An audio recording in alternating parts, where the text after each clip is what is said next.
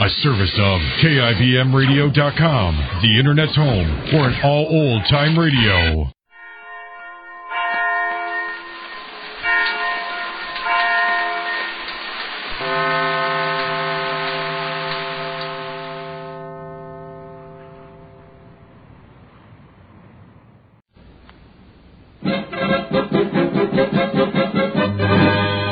Jerry of the Circus.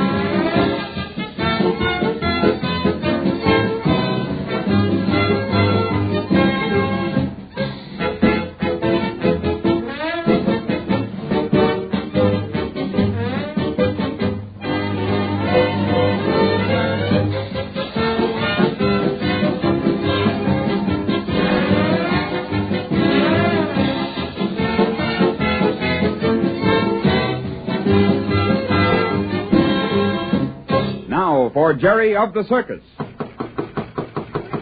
do you want? It's me, the Major. Oh, just a minute, Major. Well, this is an unexpected surprise. Come right in, Major. I'm always glad to see you. You know that. You won't be this time. My, but you're cross this afternoon. I've got reason to be. That's why I came to see you about. Me? Now, what have I got to do with it? Now, don't play innocent. It's about Carmen, and you know all about it. Oh, why, I don't know what you're talking about, Major. No, like fun you don't.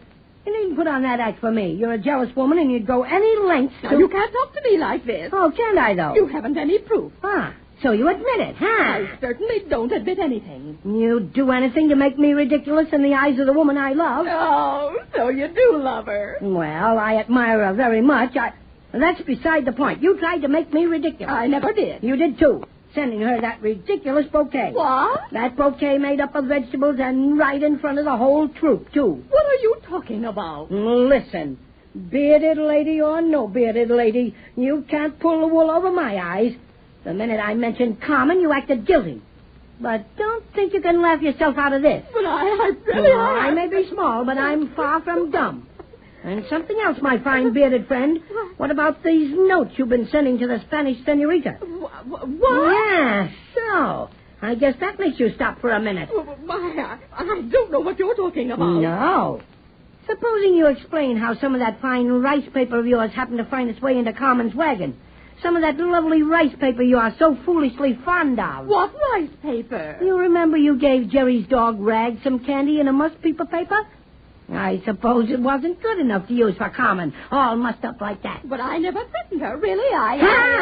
So. How did you know she was threatened? I caught you, huh? Why, you said she was threatened. I'm sure you did. Oh, no. I only said she was getting notes. But you know what was in them far better than I do. You just admitted it.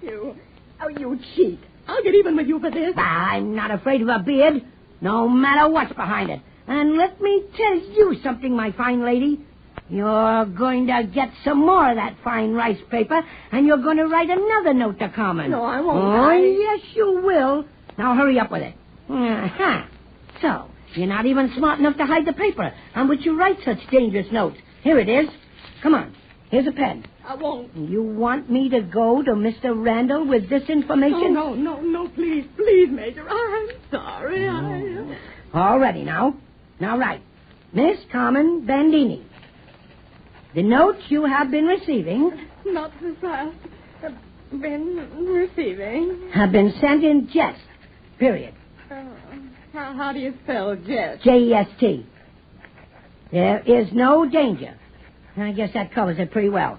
Now, add this. You are being protected by a brave man. Period.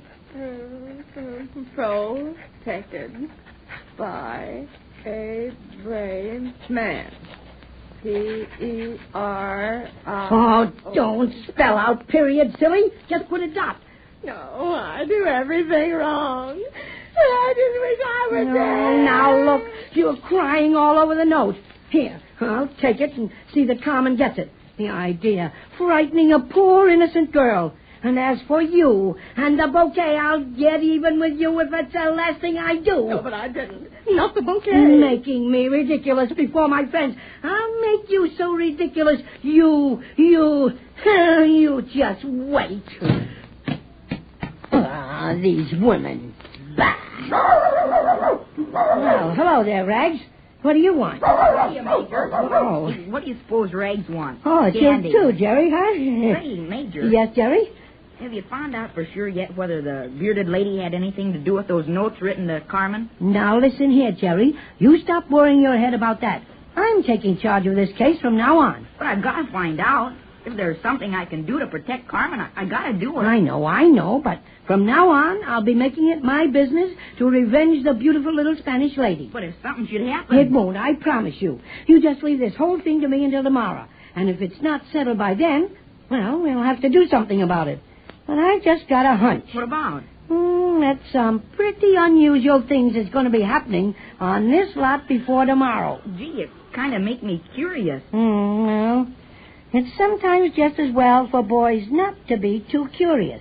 Now, listen, Jerry, I want you to do something for me. Well, what is it? I want you to go over to Clara at the wardrobe tent and get her to lend you, a pair of her big scissors. What for? Now, don't ask any questions. I need them, and, I don't get along with Clara very well, and I'd go over and borrow them myself. Well, sure, Major. I'll be glad to. I'm supposed to go over for a fitting or something anyhow. Come on, Rags, let's go. A fitting? What for? Gee, I thought you knew. Guess I've been telling most everybody on the lot. I'm going to work El Mundo. Oh, yes, of course. I forgot all about that. Sure, and I'm going to have a big, shiny hat and leather boots and a velvet coat and everything. Oh, say, that's just fine, Jerry. You ought to look pretty good in all that finery. Well, I don't know about that, but it's sure going to be fun to get up and dress and everything and go out into the ring with everyone applauding and put El Mundo through his tricks. Say, I have to learn Spanish and everything. Oh, of course. So the yellow fella understands you, huh? Yep. Well, here's the wardrobe top. I'd better go in. Say, sure you don't want to come along with me? And talk to Clara? I should say not. That woman riles me something awful. Okay. I won't be long. I guess she's only got to take my measurements. Come on, Rags. In you go. I'll be waiting right out here in the backyard. But remember, Jerry, don't you tell her what you want those scissors for. How can I? I don't know myself. No. I mean, don't tell her they're for me. She's so mean she wouldn't give them to you then. You and your fight. Rags, here, quick. Hi there, Clara. Well, now, if it ain't Jerry Dugan. It's about time you got over here at the wardrobe top. I was beginning to think I'd have to cut your costume out without you. Could you do that? Well, I guess I could, but it mightn't fit so good. I'm sure glad I got here in time, then. What size shoes do you wear, Jerry? Oh, about 6.5, I guess. Guess. Well, the last time I got shoes, I got 6s. Of course, I've grown some since then. Now, then, just think of that. Well, guess we'll order 7s, then. Can't have you growing out first thing of a pair of those shiny black riding boots. Not when they're so expensive. Riding boots? Oh, gee whiz. Here, Jerry, for goodness sakes, hold still. You're jiggling around like a Mexican jumping bean. Oh, I'm sorry. There now. Got your arm measurement. Now, your waist measurement. Say, Clara, it was just as easy riding on that elephant's back. He sure jounces up and down, though. Land sakes, he can't be any worse than you are. Oh, gee, I'm sorry, Clara. Honest, I am. Now, then, just keep your shirt on till I get the right size of your collar. You mean I gotta take my shirt off? No, I mean stand still, not get so excited. There. Now, I guess that's it. I'm sure glad that's over with. You got nothing on me. I'd as soon measure a knee or an angleworm. I must say I'm not looking forward to fitting you. Well, I'll be better next time, Clara. Oh, say, would you mind lending me those scissors of yours for a little while? I certainly would. I use these myself. They're my favorite pair. Oh, you got any others I could borrow? Well, what do you want them for? Well, I just need them. If boys aren't the ones now, what with their secrets and all. I guess I got an old pair you can have. Now, just where'd I put 'em? Oh, gee, thanks, Clara. You're swell. My, here they are right under my eyes. Seems like I'm getting more absent-minded every day. I'll be careful of 'em, Clara. Mind you bring 'em back. Sure, I'll remember, Clara. Now, where the dickens is the Major gone to, Rags? Oh, there you are, Major. Did you get him? Of course I did. Oh, say, that's real nice of you, Jerry. I'll get him right back to you. You better, or Clara will sure raise the roof. Hey, where are you heading for now? Well, I guess I'll be going back to my wagon or thereabouts. We'll go part way with you. Gotta go by the office wagon and see Mr. Randall a minute anyway. Yeah, good. Then I gotta get back to rehearsal pronto. Pronto? Sure. I'm practicing my Spanish, too. Oh. You know, I find myself just naturally saying the words. It's lots of fun. Think I'll learn to really talk Spanish. I wish I could talk Spanish. It'd be pretty nice to be able to talk to the lovely Senorita Carmen in her own language. Yeah. And, you know, you never can tell when it'll come in handy either. Oh, you're a pretty lucky boy to have her show you some of the routines she used to do with that new elephant. I'll say. She can't be there all the time, but she's sure nice to do it. Mm-hmm. Goodness, what's that? It sounds like... Just what I thought. Why, it's coming from the bearded lady's wagon. She's left her door open. She certainly has. Well, I guess I better go up and close it. She'll be disturbing the whole circus lot. I shouldn't wonder. Gee, she certainly can snore, can't she? Sounds like a trumpet or something. Well, we gotta go this way. Come on, Ike. Yeah, see you later, both of you. Hey, don't forget to bring back Clara's scissors when you're through. No, I won't. But I gotta get some important business with these scissors done myself first. Isn't that just like her to leave the door wide open? Cried herself to sleep, that's what she did. Well, can't imagine anything more convenient than that. Not if I managed it myself. Lucky she's making so much noise. Doggone these wooden floors. Now, she just won't wake up till I give her the trimming that she needs. I'll get even with her for once in my life. Oh.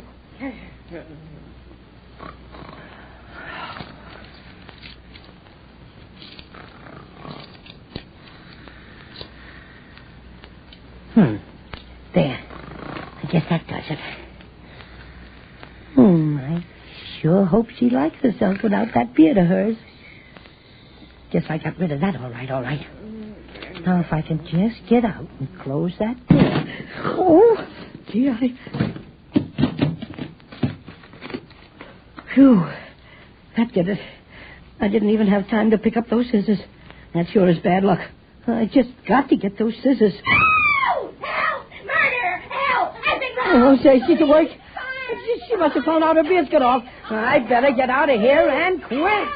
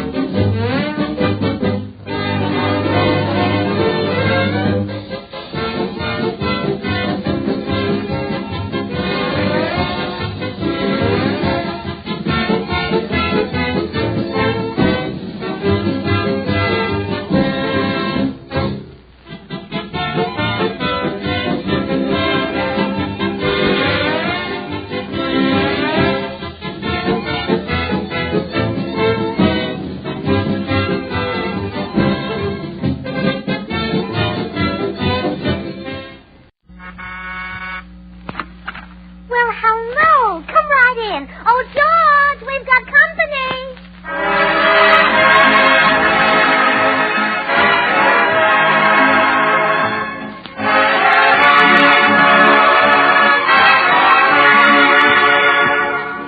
This is Bill Goodwin speaking for Lever Brothers, makers of Swan, the new white floating soap.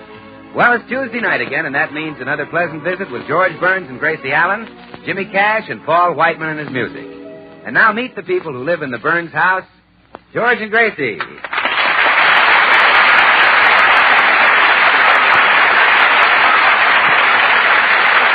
Well, George Burns has made 2 New Year's resolutions. First, resolves that Gracie's club, the Beverly Hills Uplift Society, shall never hold another meeting in his house. And second, resolves that this year he'll be more romantic and greet Gracie each morning with a kiss. Oh, sweetie pie. Oh, love bundle. Here's your daddy with a great big kiss. Oh, sugar baby. The little rascal is probably hiding. I wonder if my little doll could be in the living room. Oh, no. No. Oh. And I felt so romantic.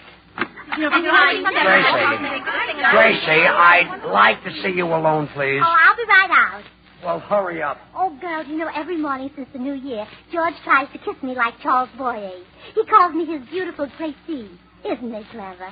He knows how to say my name in French. Gracie. Oh, I'll be right there. I'll be right back, girls. Well, all right, dear. I'm ready for my morning kiss. I'm out of the mood. Gracie, since New Year's, how many times have I told you I didn't want that club of yours meeting in this house? 11. Why? Because I don't want them here, that's why. I made a New Year's resolution that they couldn't meet here again. Now it's broken. Well, if it'll make you feel any better, I'll break one of my resolutions, too. Well, thanks. Let me see now. Which one shall I break? Don't peel vegetables with your electric razor? No. I broke that yesterday. The razor, too.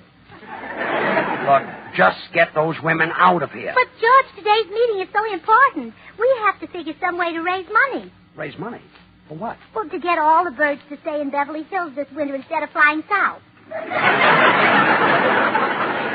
Well, how do you do that? Well, we're going to fill the bird baths with mint juleps. A great idea and very sound. Oh, yes. We even took it up with the mayor. What did he say? Oh, never mind what he said. But I wish there was somebody higher than the mayor so I could report him. Report him to Gary Cooper. He's very high, 6 feet 4. Oh, George. Yes. Well, I better get back to the meeting. What have I done to deserve this? What have I done? Why can't those Hiya, women... George. Hello, Bill. Well, gee, what's the matter, George? You look about as happy as a butcher. The Uplift Society is meeting here again. I just can't get rid of those dames. You know, George, when women come here, you should put on a very long coat. Why should I put on a long coat? Because in this house, you certainly don't wear the pants.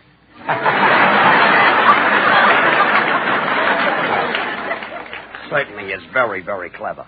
I suppose you could break up that meeting. Sure, easy. There are 2 ways to handle women, George. A, the caveman method, and B, flattery. Use A. If I ever saw dames who belonged in a cave, those do. No, George, I think flattery would be better. Well, okay, but flatter them out of here. Yeah, all right. Watch this. Oh, look, it's Bill Goodwin. Well, girls... Girls? Bill, don't overdo it. Ladies, as I look into your faces... Yeah? As I look into your faces, I realize how charming, how lovely, how beautiful... Yeah. a bar of Swan soap is. Oh. Swan, the beautiful new white floating soap that's purer than the finest Castiles. Now, you women have long considered Castile soaps the standard of purity, but Swan is even purer. In fact, Swan is so pure that thousands of mothers use it for bathing their babies. It's kind even to a little baby's tender skin. Bill, do you think I'll ever be bathing a tiny little bundle of yours? Well, would you like to, Tootsie? Oh, yes. Well, all right, I'll have my laundry at your house in the morning.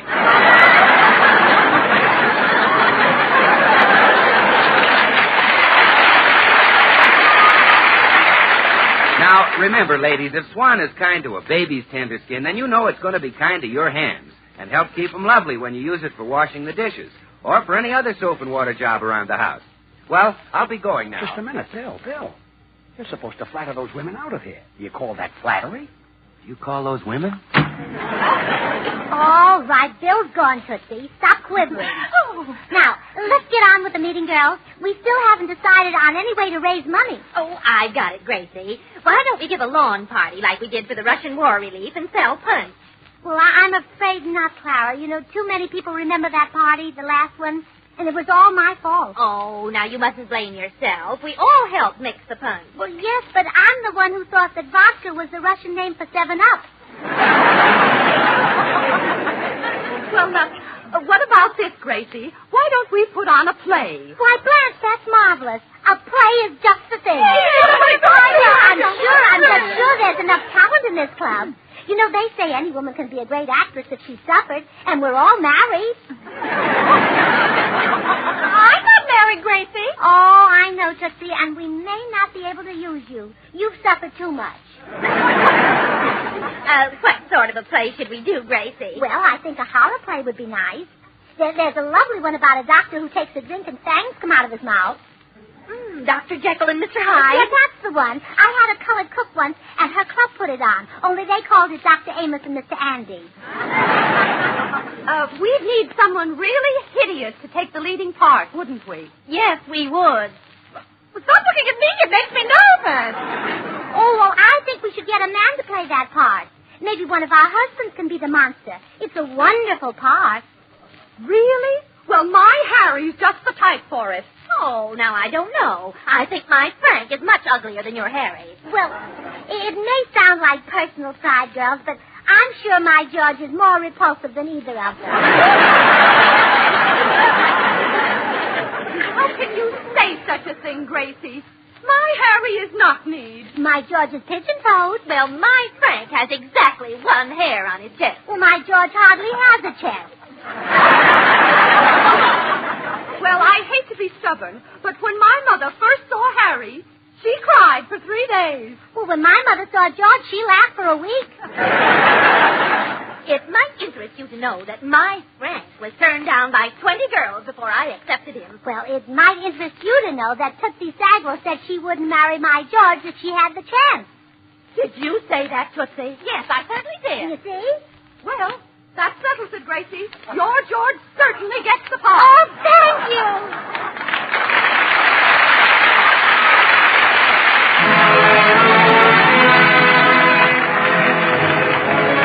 All right. Here's a tune the 6 hits and a miss recorded a little while ago, and now everyone's humming it. Cole Porter's You'd Be So Nice to Come Home To.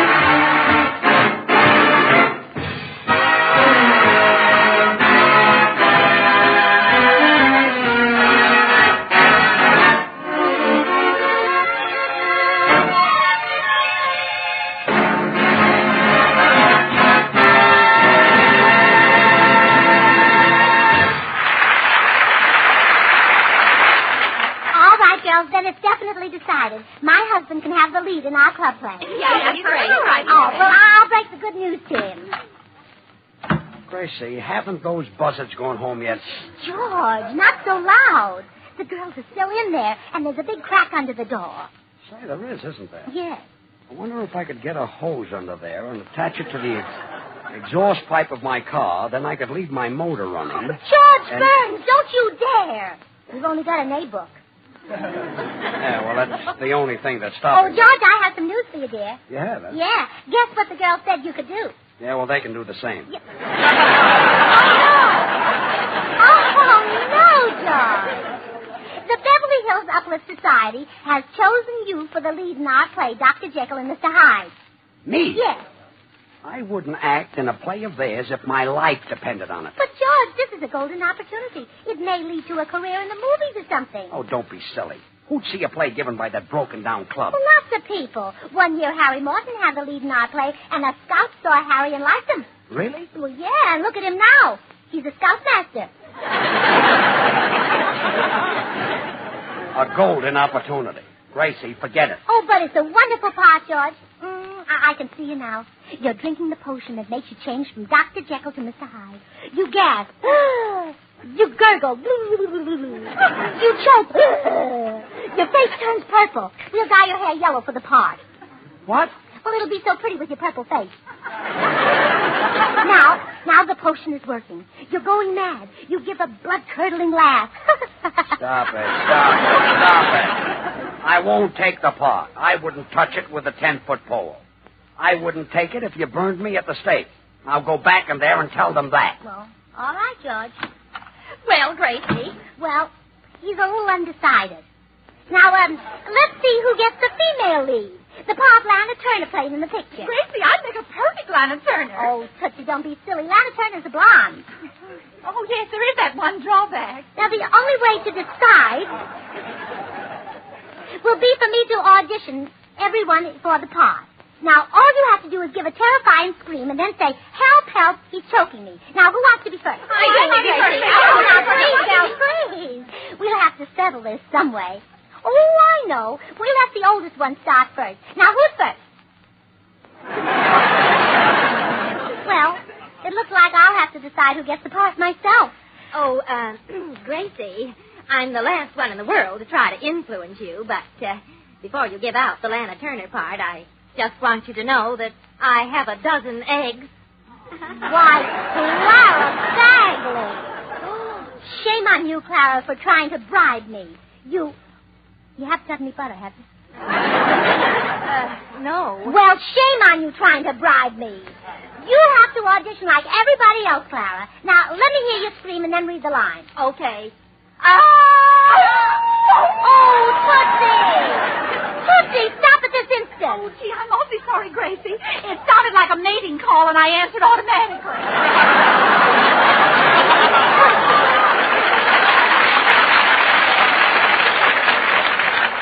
Tootsie, don't let it happen again. Oh, I know what we'll do. We'll all scream together, and the one who does it the loudest gets the Lana Turner part. All right, now. 1, 2, 3, scream!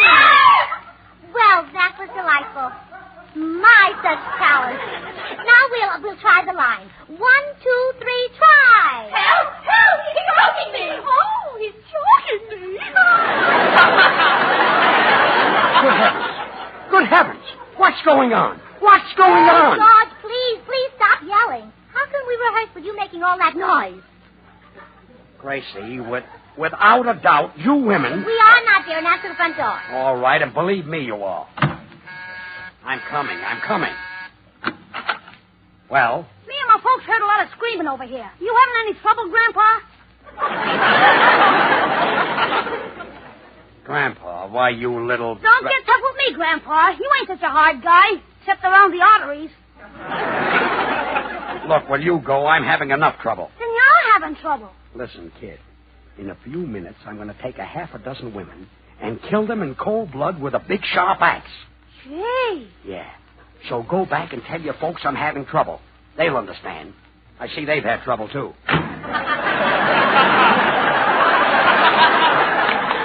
Am I having trouble? We'll be run out of town. He's choking me. Stop it, stop it, stop it, stop it, stop it. Everybody is complaining. We'll be the laughing stock of the whole neighborhood. Oh, well, let them laugh. They laugh at all great actresses. They even laughed at Catherine Cornell. Catherine Cornell? Yeah, but look at her now. This year she beat Yale 13-7. All right, but stop yelling. Stop yelling.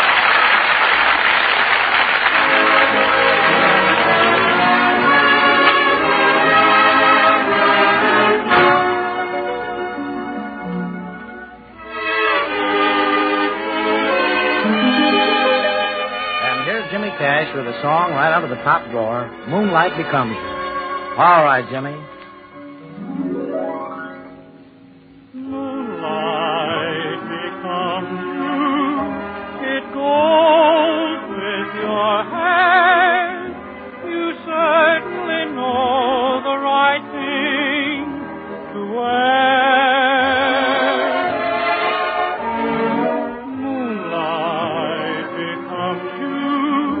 I'm thrilled at the sight, and I could get so romantic tonight.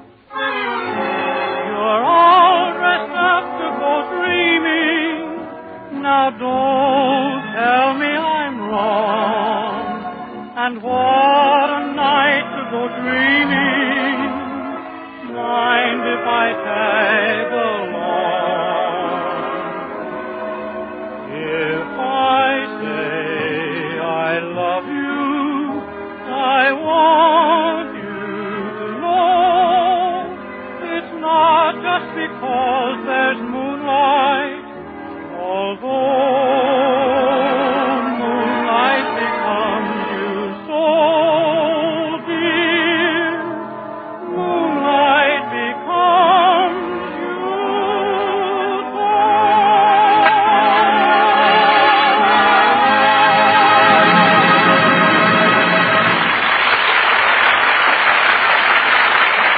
Gracie, was that a mirage, or did I actually see those women leave? Well, yesterday they went home to rehearse, all except Tootsie. Yes, I'm going to help Gracie find some things for the play. We need a big knife and some rope and an axe.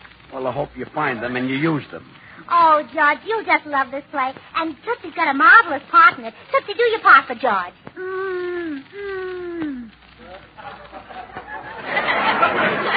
That's the part? Yeah, that's it. Great part. Yeah. The new Betty Davis. Yeah. In the first act, she rushes out moaning. She and the whole audience. Hey, Tootsie, you didn't do that moan very well. Let's hear it again. No, it's not heart-rending enough. Oh, by the way, did you hear that Victor Mature is getting married? That's the moan I wanted. That's it. Well, gee, I better not lose it. Oh. Out. Tootsie, go down to the basement and lay that egg. Yes, and Tootsie, when you're finished, look around for an act. All right. Boom! Oh, George, I'm so happy you're going to play Dr. Jekyll and Mr. Hyde. But I'm not. Oh, you'll be better than Spencer Tracy and Frederick March put together. I always said you were a better actor than either of them. Well, goodbye, dear. Better actor than Frederick March or Spencer Tracy put together. Ridiculous. Some people don't even think I'm as good.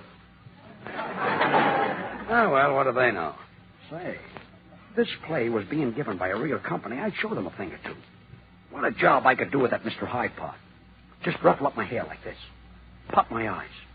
Blow out my cheeks. Let's see how this looks in the mirror. Oh! Hey, so good I scared myself. Now I drink the potion.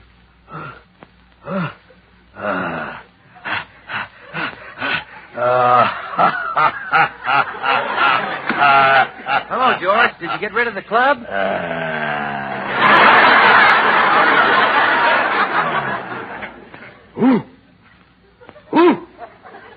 Phil, don't you notice something different about me? Look. Phil, don't you notice something? New necktie?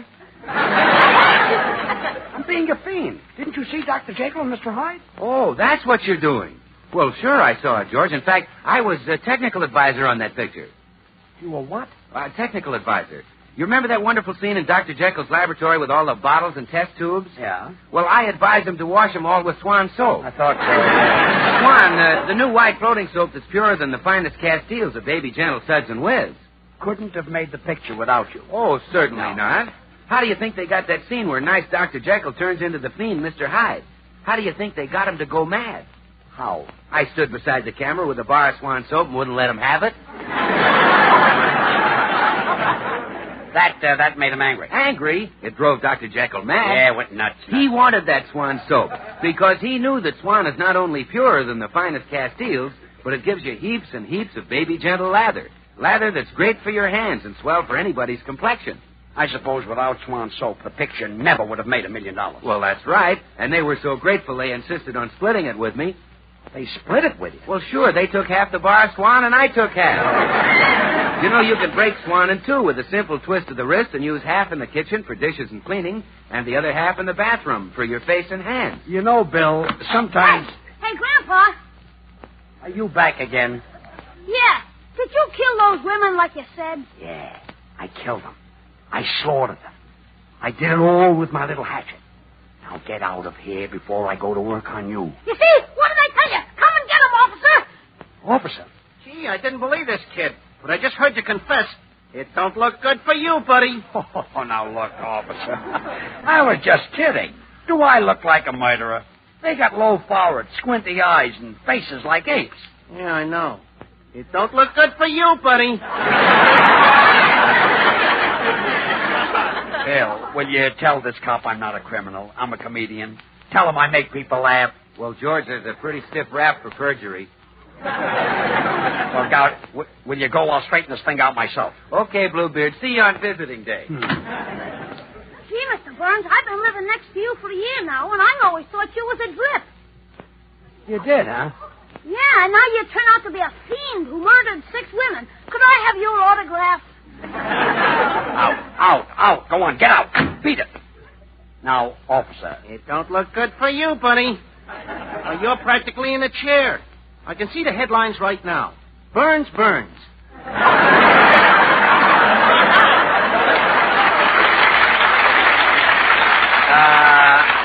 Look, officer, I'm perfectly innocent, and my wife will prove it. Oh, Gracie, will you come down here? Yes, dear.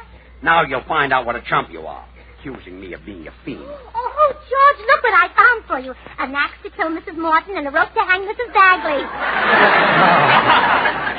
I couldn't find any poison, so you have to kill Tootsie Sagwa with your bare hands. Go away. It's starting to don't look good for you, buddy, again. Who's he, George? Gracie, don't you see the man is wearing a policeman's uniform? Oh, you found one. He's already in costume. He's just the right size to drown the bathtub. How do? How do you drown in the bathtub? Look, Gracie, this... Quiet, you.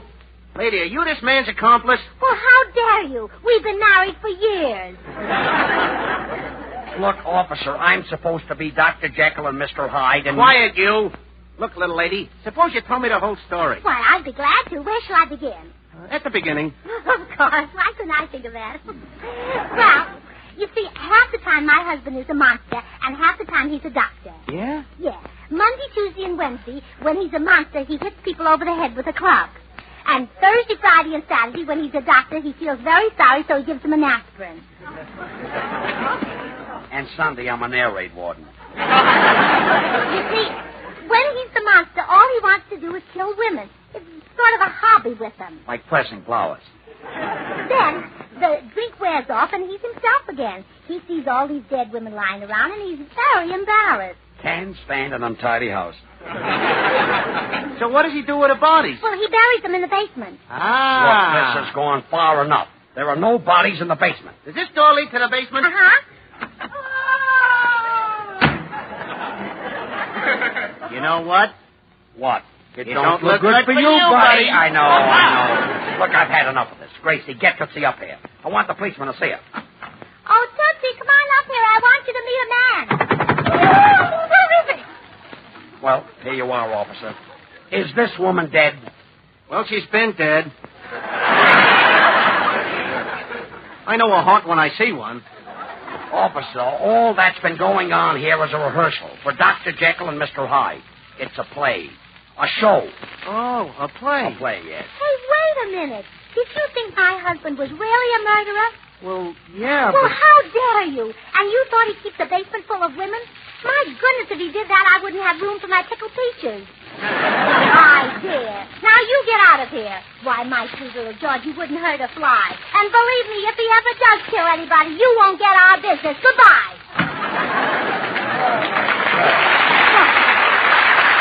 Why, George. The nerve of him thinking you look like a fiend. Well, come on, dear. You've got to rehearse your part. Gracie, I'm not going to do Dr. Jekyll and Mr. Hyde. Let Harry Morton be the monster, or Frank Bagley. Oh, but, George, you know how little money our club has. Well? Well, if one of them does it, we'll have to buy makeup.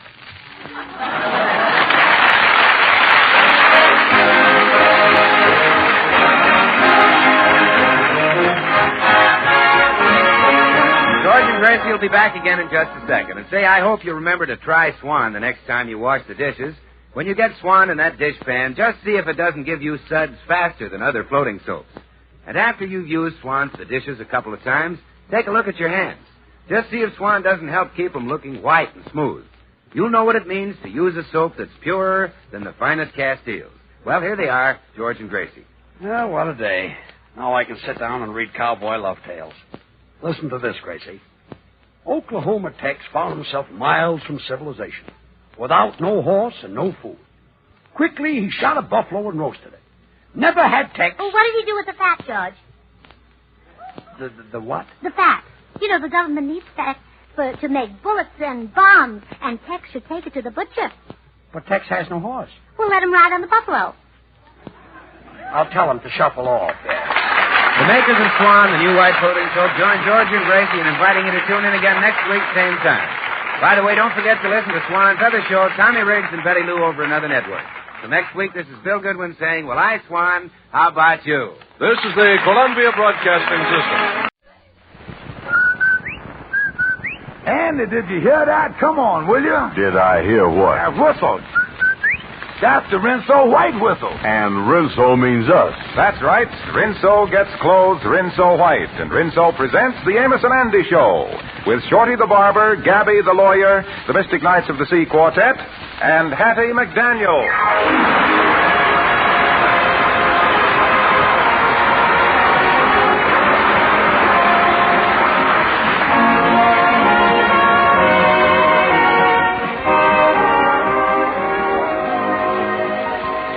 Rinso for a wash that's... Rinso White. Rinso for a wash that's... Rinso White. Rinso safe, soapy rich suds get out stubborn dirt fast. So as little as a 5-minute run in your washer gets all your whitewash dazzling Rinso White. Gaily colored washables come out Rinso Bright. No wonder Rinso is the only soap recommended by the makers of 33 leading washers. Among them, your treasured Kenmore.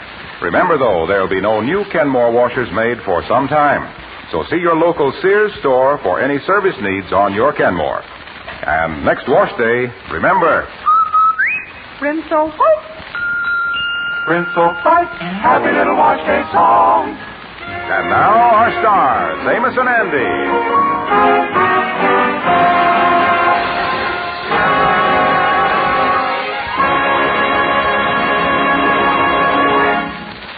Well, Andy's broke again. Did I say broke? He's demolished. To make matters worse, a few days ago, he rented a room and has discovered that his landlady is a most unreasonable person. She insists on the rent being paid. At the moment, Andy is just about to enter his room to show it to the Kingfish. Come in, Kingfish, come in. Hello there, Andy. You say, I ain't seen your new room before. Yeah, well, take a look around. What'd you think of it? Yeah, the walls cracked, the plaster falling off there, floorboards up, windows broke. General Patton ain't detoured through here by any chance, is it? You don't like it, huh? Well, Anna, can't you talk to the landlady and get her to fix up the place a little bit? Look, Kingfish, I ain't going to talk to that landlady about nothing. She's talking to me too often as it is. And only about one thing, the rent. Now, wait a minute, we can report her to the OPA for that. The OPA? Sure, the OPA. Why, there must be a ceiling on how many times she can ask you for your rent. I don't think she can ask you no more for the rent and more times than she did in 1942. Well, I don't know about that. I've been stalling her off every day, and she says she ain't going to stand for it no more. I still ain't got no money, but I might have to soft soap her a little. Yeah. Oh, me. There she is now. Come in. Oh, hello, Miss McDaniel. Nice of you to drop in. Something you want to discuss with me? Yeah, and it ain't the weather.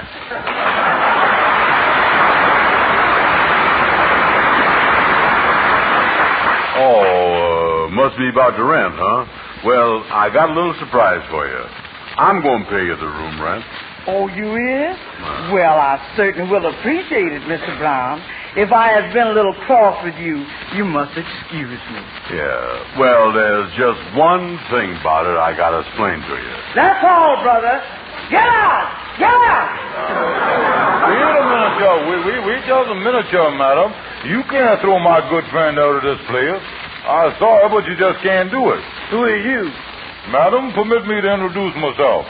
I am happy to say that I is George Kingfish Stevens. It don't take much to make some people happy. Hey, wait a minute, Sheriff. Now, you can't talk to me that way. I ain't no ordinary riffraff, you know. You ain't? What kind of riffraff is you? Listen, Miss McDaniel. Listen nothing. I come here to get my rent, and that's what I want. Now, I've been waiting a week and... hold it, Miss McDaniel. Hold it just a second. Just hold your face the way you got it there. Yeah, don't move.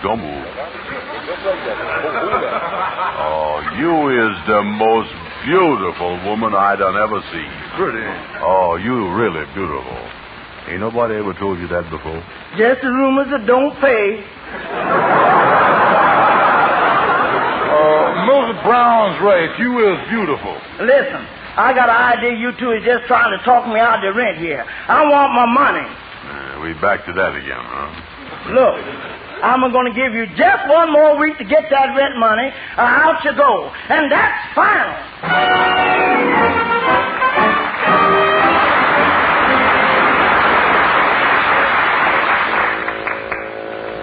Oh, I tell you, Amos, if I don't get some money, it's going to come my way fast. I'm going to be kicked out of my room, you know. Yeah, well, that ain't the nicest thing that could happen to you. And what I need is a big chunk of money, so I ain't going to have to worry for a while. Yeah, you know, fellas, I thought that I was going to get a lot of money there at one time, $500. Wait a minute, Joe. What you mean, Amos? Well, a camera supply company down the street that's running a contest. The contest is the one that sends in the picture of the most beautiful child in Harlem gets $500 prize. Well, why didn't you send in your little girl, Arbedella's picture? She's a beautiful child, all right. Yeah, well, that was my idea, but then I found out that the contest was only for children that's under 3 years old, you see. Arbedella is 7, and she's a big gal. Yeah, well, who knows she's 7? Tell them that she's going to be 3 next month. Yeah, she just happens to be crazy about vitamins, that's all. I wouldn't do that, Kingfish. I could get in trouble, and besides, she's very tall, even for 7. Tall? That don't matter, Amos. She just happened to be a tall child, that's all. Was a tall baby. Well, I seen a man once in a circus that was 9 feet tall. Must have been over 6 feet tall when he was born. Yeah, the thing is, say, Amos, looking out the window there's a customer there trying to get in your cab. Oh, yeah, well, I'll see you fellas later. So long. So long. You know, Kingfish, it's too bad we can't get into that picture contest. Amos talking about them pictures has got me thinking. All I think about now is pictures. And more pictures. Wish I had 15 cents. I'd go to the movies. Now, wait a minute, Ender. Wait a minute, Sheriff. I got an idea. Yeah? Say, you know that picture of a baby that Shorty has got hanging up in his barber shop? Oh, yeah. Yeah, I think it's his nephew or something. Yeah, well, now, wait a minute. Look here. There is a beautiful baby. Every time I go in there, I look at it. Yeah. If we sent that picture in, we'd win the $500 like nothing. Oh, you got something there, Kingfish, yeah. Wait a minute, but how is we going to get the picture with Shorty right there in the barber shop? Wait a minute, that'll be easy, Andy. Wait a minute. Now, look here. We'll just convince Shorty that he looked run down, and instead of just giving everybody else face massages, it's about time that he had one himself. Then when we gets the hot towel over his face and eyes, you grabs the picture. Well, now, wait. In case you don't remember, he got that picture in a frame nailed to the wall. Well, take a hammer and a screwdriver along with you. That's all it is to it. Come on, Andy.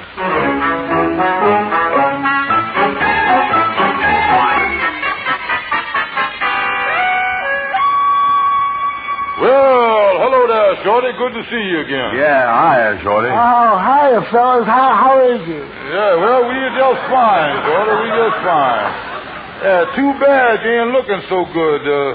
You seems to be on your last legs. Now, listen, my insurance company just checked me up yesterday for a new policy. Yeah, what'd they say? They say that I was the most perfect condition they ever did. I was one of the best specimens of manhood. That I got the most iron constitution. I could live to be 100. Turn me down. Yeah, well, you really look bad, all right, Shorty. Your face is all drawed and thin there. Yeah, that's right, Shorty. Even the bags under your eyes don't look as healthy as they used to. Well, that's cause when I go to bed at night, I can't sleep. Can't sleep? Is you doing anything for it, Shorty? Well, once I tried sleeping with my feet higher than my head so that all my blood could rush to my head and then put me to sleep. But it didn't work out, though. Not enough sleep? Not enough blood.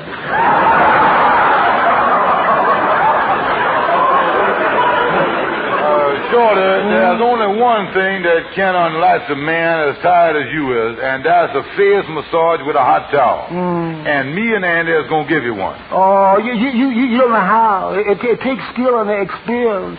For example, did you know how to judge the heat of a hot towel? Well, how did you do it? Well, when I give a customer a facial, I first pick up the hot towel, and then if it's too hot to hold in my hand, I drops it on his face. Yeah, I guess that's the best way, all right. Now, okay, Shorty, now tell you what, now come on with you. Now, just hop in the chair there, and I'll show you what I mean. Now, get up there. Well, I don't know. Well, all right. Yeah. That's fine. Now, let me lay you down here. Now, just lean your head back there. That's it.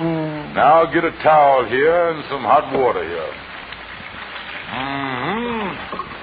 Now this towel is just about right. Yeah, just slap it on my face.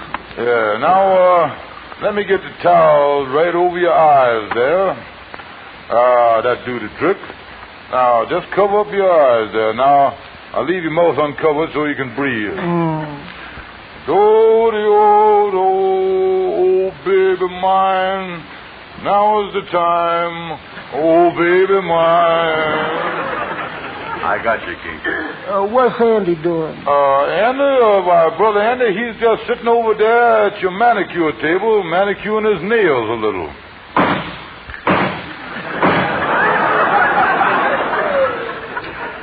Sure got tough nails, ain't it?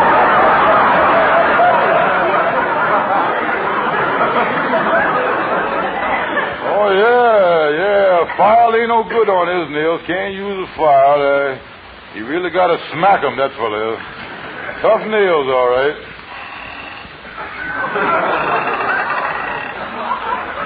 Bad cuticle, too, yeah. Okay, Kingfish, okay. I'll see you fellas later. So long. So long, brother Andy, old pal. So long. Well, Shorty, now I'll take the towel off here. The face massage is over. Is that all there is to it? Oh, yeah, it's the technique more than anything else. Take this looking glass. Yeah, give it here. Now, tell me the truth. Don't your face look a lot better? Oh, yeah, my face look a lot better now. My skin has the smoothest texture. My skin ain't got no more of them wrinkles. My skin is just like a baby. My skin is so smooth. Prune face.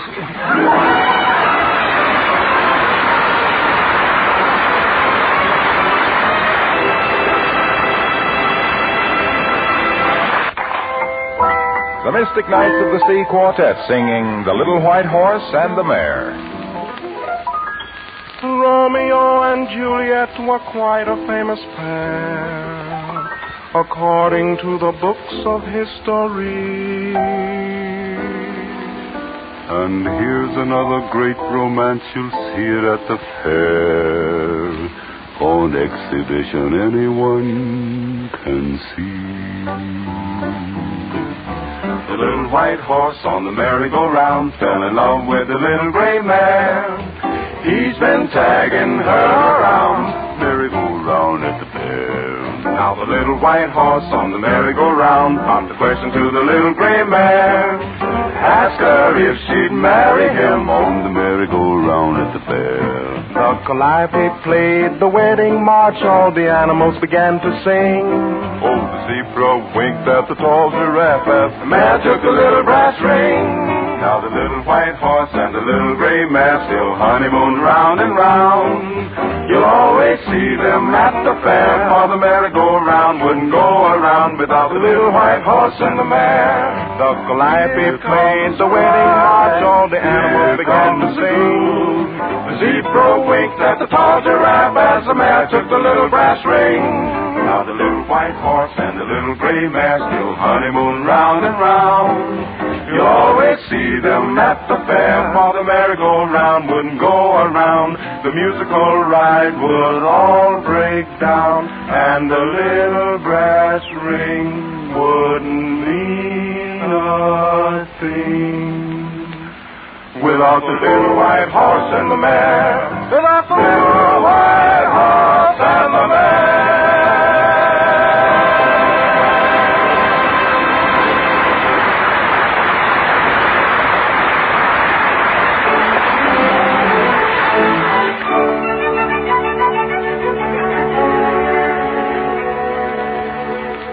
Well, Henry, me and Annie done sent in the baby picture to the contest more than a week ago, and we ought to be getting the $500 prize money any day now. Yes, I see. You feels that the infant is charming enough to grab the first prize, huh? Oh, we can't miss. What a baby. Well, when I look at the picture of that sweet, innocent little baby, it just made me wish for one of my own. Oh, fatherhood, fatherhood. What could be more maternal? Yes. Well, babies are something to be proud of, all right. Oh, you said something there, Henry. I know my folks was proud of me when I was a baby. Well, I'm not too sure about that, Kingfish. Not if what I done hear it is correct. Oh, what's that? Well, I hear that a short time after you was born, your father went around demanding his cigars back. Oh, wait a minute, Say, look here. Look who coming, Andy. Here's Andy coming here. He all excited looking. Look at him there. Hey, Kingfish, I just got the letter. We done won the contest. Oh, we done won it? Oh, great, Andy, great. Like I was saying before, Henry, there's nothing like a baby. Oh, fatherhood, oh, babyhood. And don't forget the $500 prize. Oh, moneyhood, oh, yeah. Take it easy, Kingfish. I ain't told you about the catching the thing. Catching the thing? Don't tell me the contest is crooked. Yes, what seems to be the trouble? Well, the letter part is okay, but it's the P.S. that's the trouble. It say that the mother and father has got to appear in person at the camera company to get the prize money. Oh, me. Well, it don't look like you was going to get any money. In that case, gentlemen, I'll be running along. Goodbye. Oh, what is it going to do now, Andy? Oh, I don't know. It's a mess. Say, wait a minute, Andy. This is the break. Here comes Gabby Gibson, our lawyer. He is just a man that might help us. Yeah. Come in, Gabby. Oh, hello, boy. Just passing by. Thought I'd drop in. Glad you did, Gabby. We in a jam here. And as a lawyer, you might be able to help us. Sorry, boy. I just put in 10 hours working in my office. 10 hours. And I'm through working for the day. My working day is over. Oh, but Gabby, you got to help us. Sorry, boys. My day is over. This matter revolves $500. A new day just dawned. Yeah. What's the case, boys? What's the case?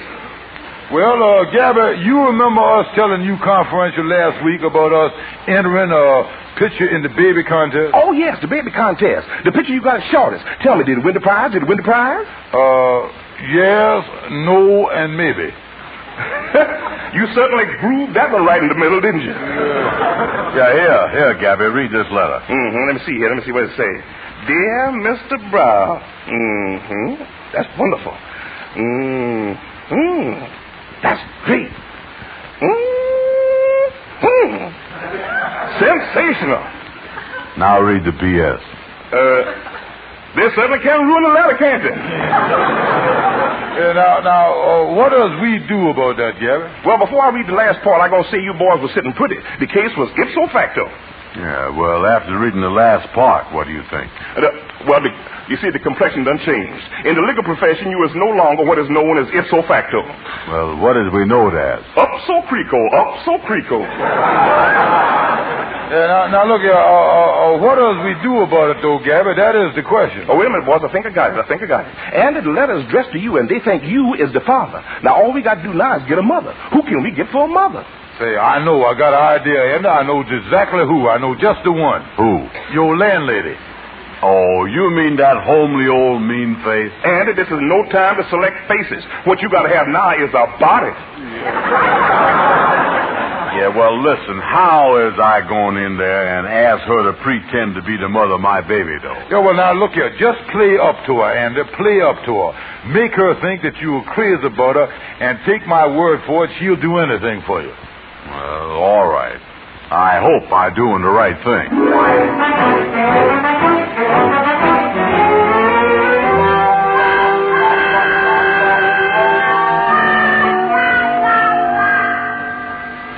Hello, Miss McDaniel. I just thought I'd drop in.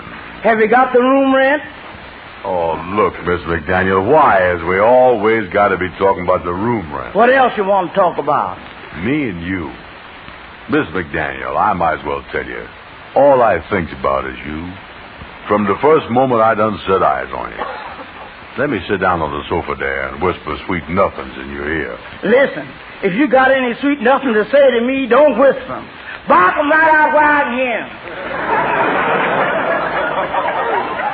Yeah, well, you does like me a little, don't you? You don't hate me, does you? Hate you? With the shortage of men around here, I can't afford to hate nothing that wears pants. Sit down on the sofa. You don't mind if I call you Hattie, does you? That's my name. Yeah, well, there's something I want to ask you. There is? Yeah, now, this is going to be a kind of a sudden to you. Sit closer, Andy. What does you want to ask me? I don't know how you're going to take it. Well, ask me. That's the best way to find out. What do you want to ask me, darling? Would you be the mother of my baby? The mother of our baby. What was that? I mean Shorty's baby. Shorty? Who's Shorty? Oh, me. I was all mixed up here. Let me explain the whole thing to you. Yeah, and I'm telling you right now, you're going to have to explain this good. Yeah, well, look, Hattie, here's the thing in a nutshell. If you make believe that you was the mother in the baby picture contest I done entered, I'm going to win enough money to pay you the rent. Is it a deal? Well, if it means I'm going to get my rent, it's a deal. Oh, thank you, Hattie. My troubles is over.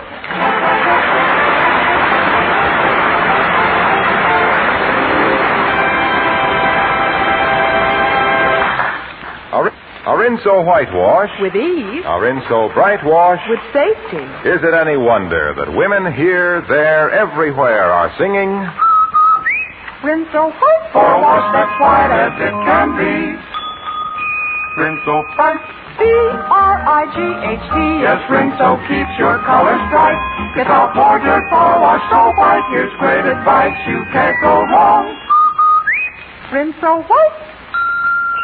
Rinso bright. Happy little wash day song. You can't beat a Rinso wash for results. So put Soapy Rich Rinso suds to work on your wash. Just as little as a 10-minute soak, then a few quick finger rubs, and rinse. You'll turn out a wash that's something to sing about. Rinso white and Rinso bright. And Rinso puts an end to wash day sneezing spell. Yes, ma'am. Rinso is anti-sneeze. It's made by an exclusive anti-sneeze process and is 98% free of sneezy soap dust. No other granulated soap can make this claim. So next wash day, remember, a Rinso whitewash. With ease. A Rinso bright wash. With safety.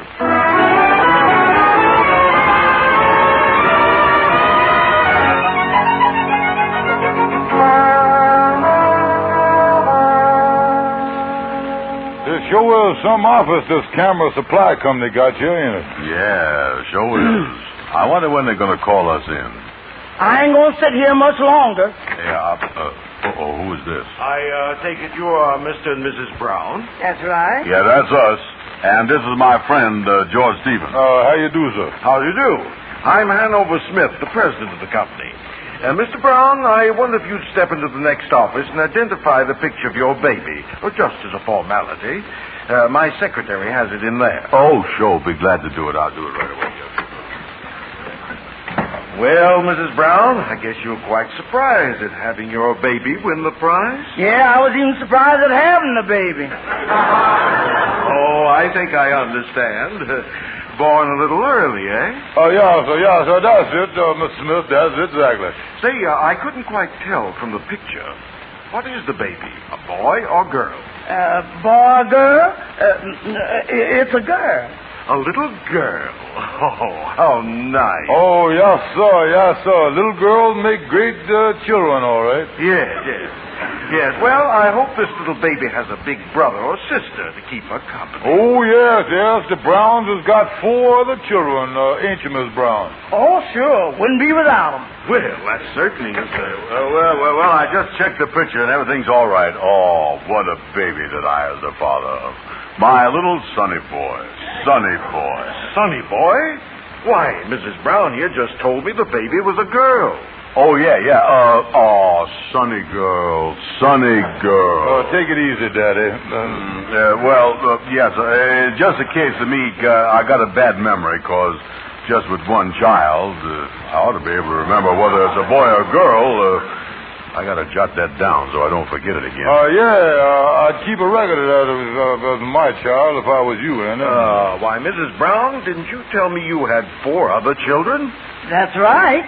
Well, Mr. Brown just said you only had 1 child. He never could count. They're just joking with you, Mr. Smith. Great joke, huh? Oh, I see. Well, you people are certainly fortunate in having such a wonderful baby. And what impresses me more is the baby's so healthy looking, especially after being born early. Yeah, well, that being born early didn't hurt the baby a bit. We let her take a nap later in the day. What was that? Look, I don't want to rush nobody, but when does we get the prize money? Yeah. What about that, Miss Smith? Well, this is a little embarrassing. Now, mind you, not that I doubt for a minute that you're the parents of the baby, but I'll just have to ask you to bring the baby up here with you before I can award you the prize money. Yeah, but I don't know why you can't give me the prize money right now. Well, let me put it this way. We wouldn't want anyone that isn't the baby's father to get the money, would we? Yeah. I mean, no. So you bring the baby up here, and I'll give you the check. Good day. Well, how about that? You'd think I was dishonest or something. Andy, beginning now I ain't your wife no more, which I ain't know how, and beginning tonight I is your landlady the same as I is your wife, which I ain't.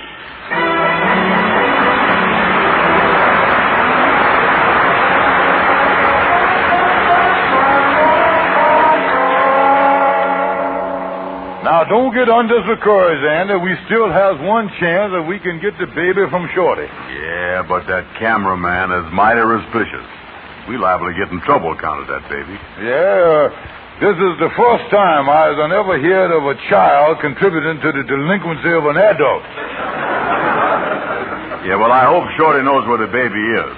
Then we can collect. Yeah, well, we'll soon find out. Here's the barber shop here now.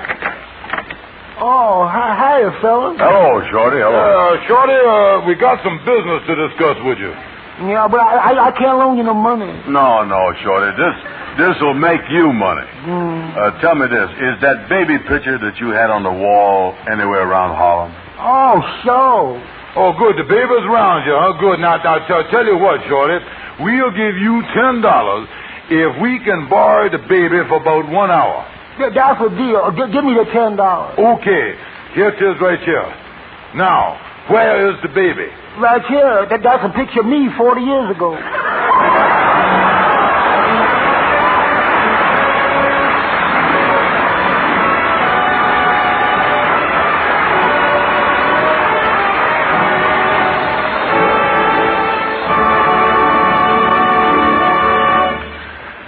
Well, poor Andy didn't get his $500, so he's still in trouble. But here's Harlow Wilcox to tell you how to save yourself a lot of trouble this time of year. Well, it's the time of year for spring cleaning. And one way to cut hours of hard work out of your schedule is to use Rinso for all your soap and water jobs. Woodwork, walls, tiles, linoleum, windows, everything comes sparkling bright quickly and easily with Soapy Rich Rinso. It's swell for dishes, too, and so easy on your hands. So get Rinso for house cleaning, for dishwashing, and for a wash that's Rinso white, Rinso bright. Well, that's just about the way I would have said it. Get Rinso. Yeah, do that. Good night, folks.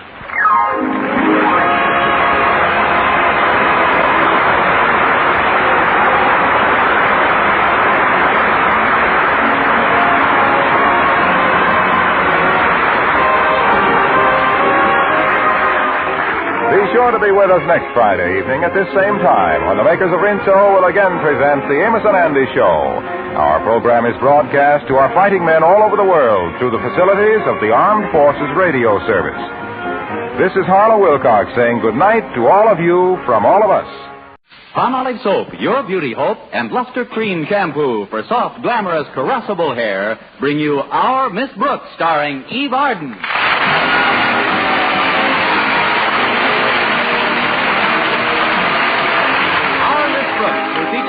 Madison High School has always tried to get along with her fellow faculty members regardless of whether they're male or female. One thing that school teachers of either sex have in common is the fact that he, she, or them was, is, and are underpaid. But there is one definite advantage held by the men. When a male school teacher hasn't enough money to go to the movies, he can stay home and look at the pictures on his Esquire calendar. I've overcome that advantage to some slight extent by making my own calendar. I've used 12 snapshots, one for each month, of Madison's bashful biologist, Philip Boynton. There they are, right on my bedroom wall. January, Mr. Boynton in his up-to-the-minute raccoon coat. February, Mr. Boynton on Valentine's Day with a big red heart-shaped box under his arm containing flies for his frog, McDougal. Then March, Mr. Boynton in +4s, a striped blazer, and a 3-propeller beanie. Last Friday morning, when I tore the page for March off my calendar, there was Mr. Boynton with his arms around me. So I knew it was April Fool's Day. My landlady, Mrs. Davis, knocked on my door a moment later. Come in. Good morning, Connie. Many happy returns of the day. Thanks, Mrs. Davis. Happy April Fool's Day to you. Oh, what time is it anyway? I'm still sleepy. It's almost 7, Connie. I've been up for hours planning little tricks to play on people. Well, I hope you're not going to be as naughty as you were last year, setting firecrackers off in our yard to make everybody think it was 4th of July. Well, that was fun, wasn't it? Yes, until one of your pinwheels joined me in the shower. Well, let's see now. I came up here to tell you something rather important. Oh, dear me. Whenever I talk to my sister Angela, I become almost as absent-minded as she is. We had quite a conversation on the phone this morning. How is Angela? Fine, thank you. But she's so flighty. Why, right in the middle of our telephone conversation, she forgot that she was talking about completely. I'm worried about her. It's like I was telling my brother the other day. We've got to do something, I said. You've got to do something? About what? I was just repeating what you said to your brother. Which brother? I don't know. Your brother Victor, I guess. I guess so. Well, it's a beautiful day, isn't it? Mrs. Davis, you came in here to tell me something. Now try and remember what it was so I can take a shower and get dressed and forget about it. Oh, yes. One of your students is waiting for you in the living room, Walter Denton. Walter Denton? What's he doing here so early? All right, Connie, I'll tell him. Poor thing, she's got so much on her mind she can't concentrate. Hi, Mrs. Davis.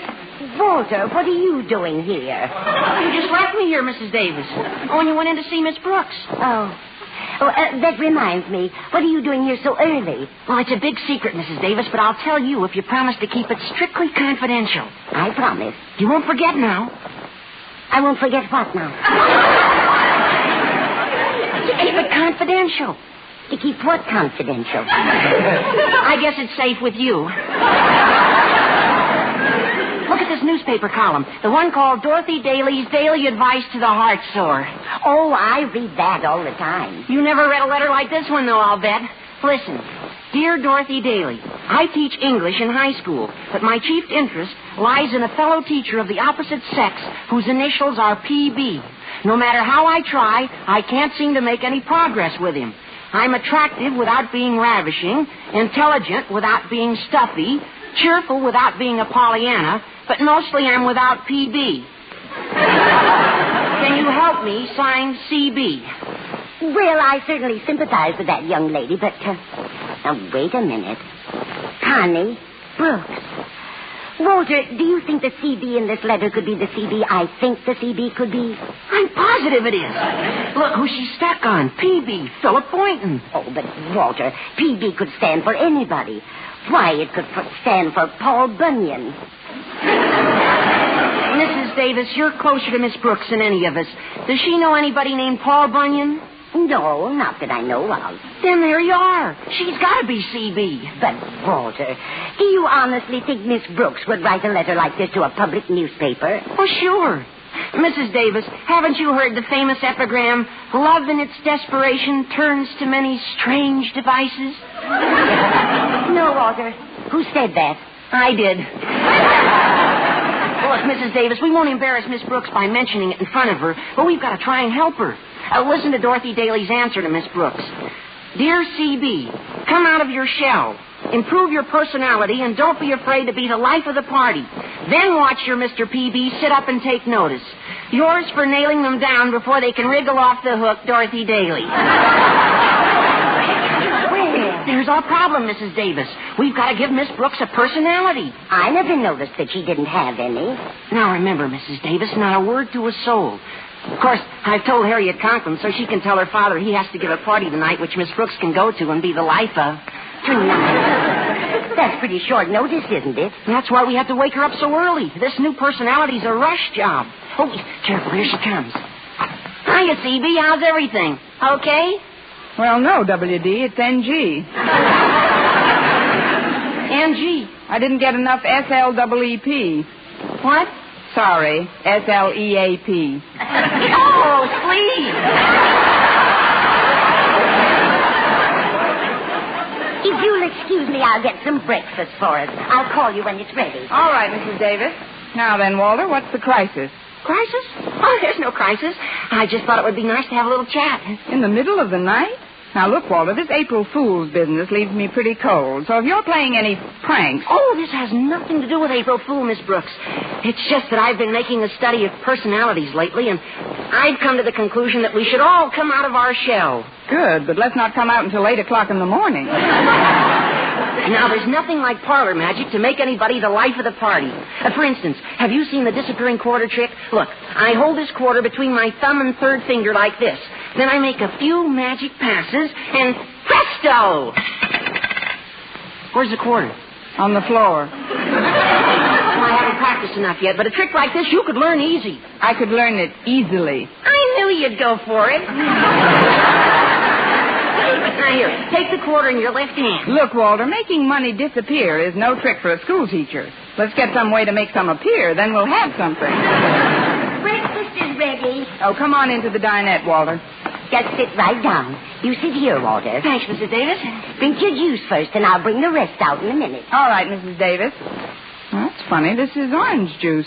What's funny about that? The last breakfast Mrs. Davis prepared for me began with marinated olive juice. Odd recipes, all right. Oh, say, I just thought of another great party trick. It's called the spoon in the empty glass trick.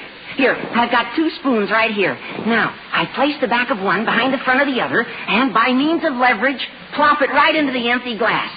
So.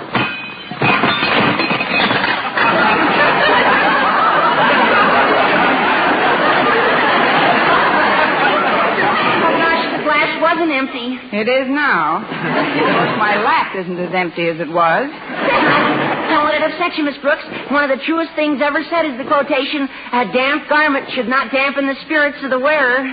Who said that? I did. Here we are. Now, Connie, I want to surprise you. Close your eyes before I put this food down in front of you. Go ahead now. Please close them tight. All right, Mrs. Davis, they're closed. There. Now, before you open them, guess what we've got for breakfast. Salmon patties fried in Cointreau? No, I ran out of Cointreau. Try again. Wheat cakes and ravioli? No, dear. I guess you better give up. Open your eyes. Why, what's this? Plain scrambled eggs, toast, and coffee? That's right, Connie. April Fool!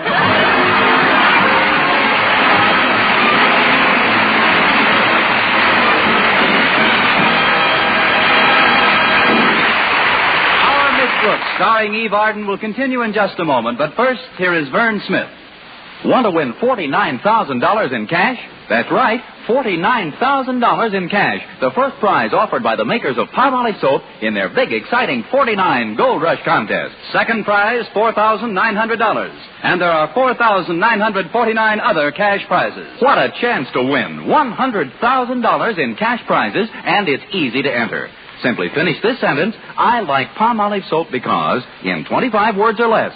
That's all. Just 25 words or less to finish the sentence, "I like Palmolive soap because."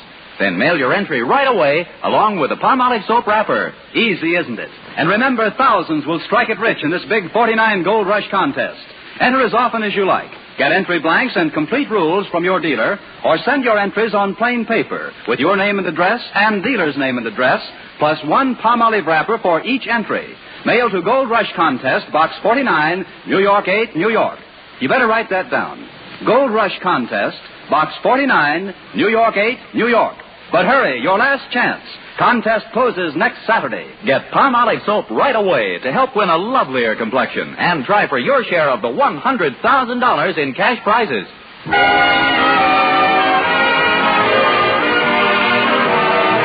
Well, Walter Denton's moving full speed ahead in his efforts to aid CB take Dorothy Daly's advice concerning PB. Let's look in now on another of the conspirators, Harriet Conklin, as she speaks to her father in the principal's office. So all you have to do, Daddy, is to invite this party to the party when she comes by this morning. But I don't see any reason for it, Harriet. I'm getting sick and tired of this constant round of parties. One mad whirl after another. Daddy, the last party you gave was on Thanksgiving. Oh, this is vital, Daddy. I can't go into embarrassing details, but we've got to bring somebody out of herself. Oh, you've just got to invite Miss Brooks to our party. Miss Brooks?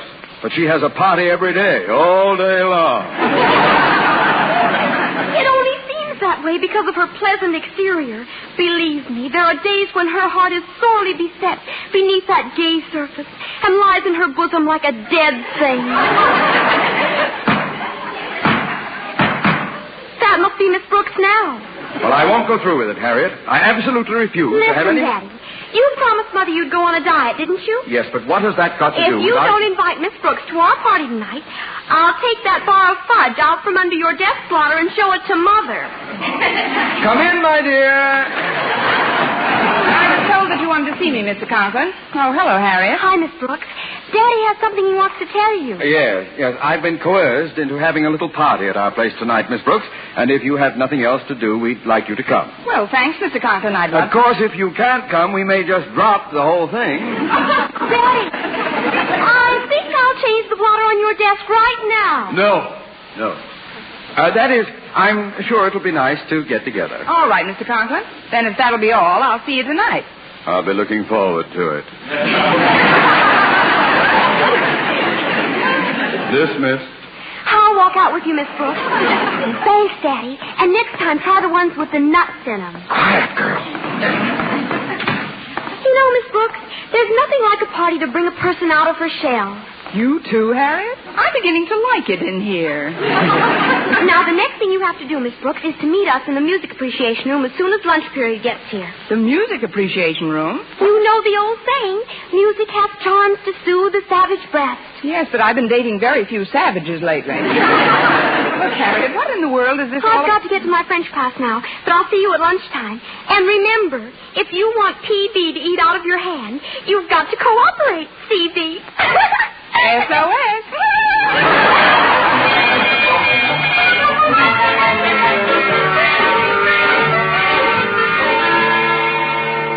Hiya, Miss Brooks. Mind if I walk down the hall with you? Not at all, Walter. I'm just going to the music appreciation room to meet Harriet.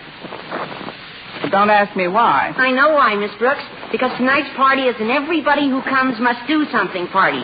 And we've got something swell doped out for you to do. For me to do? You'll find out about it in a minute. Hey, here's the music room, Miss Brooks. Let's go in.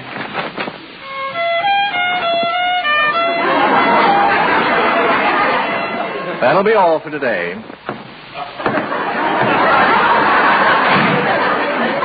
Well, he came a long way to practice. Very clever.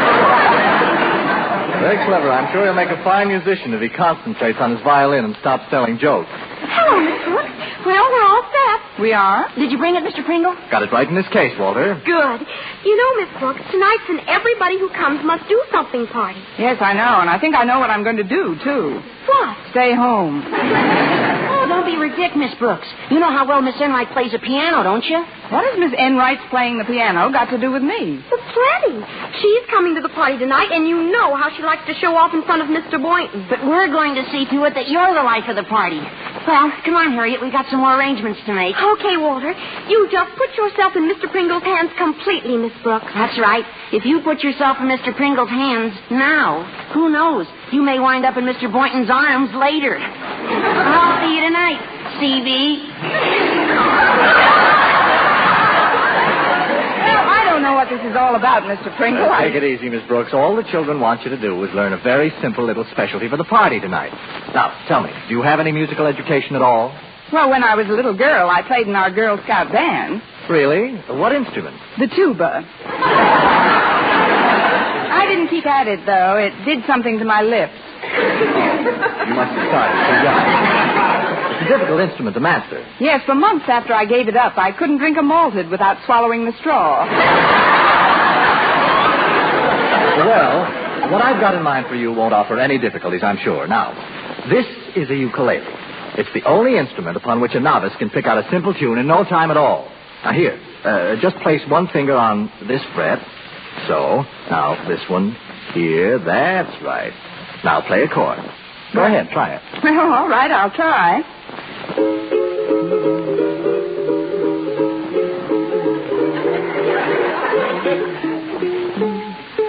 Washington at Valley Forge struck bitter cold, and up spoke George. Lo-do-de-o, do-do-do-de-o. Take my lips and do your duty. Everybody calls me cutie.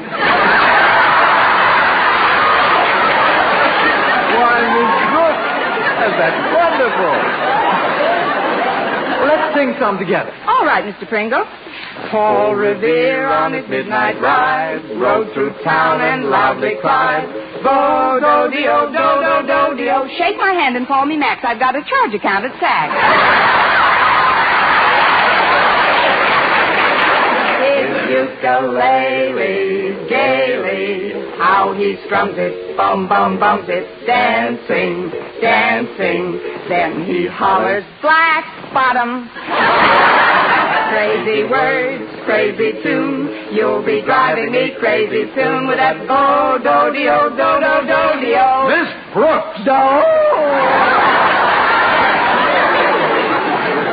What's the meaning of this, Mr. Pringle? And what are you doing in Mr. Pringle's music room during lunch period, Miss Brooks? I just dropped in for a melody burger. I wanted to see if I remembered something. Leave this room at once. As for you, Mr. Pringle, aren't you supposed to be at lunch during this period? Yes, sir. I was just going, sir. Well, put that ridiculous-looking instrument down and get out. Yes, sir. Come on, Miss Brooks. Naturally. Disgraceful. carrying on in the middle of a school day and with a ukulele.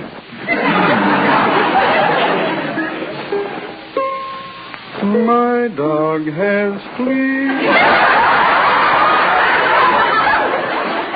Boom, boom, boom, boom, hold that tiger. Boom, boom, boom, hold that tiger. Boom, boom, hold that tiger. Boom, boom, hold that tiger.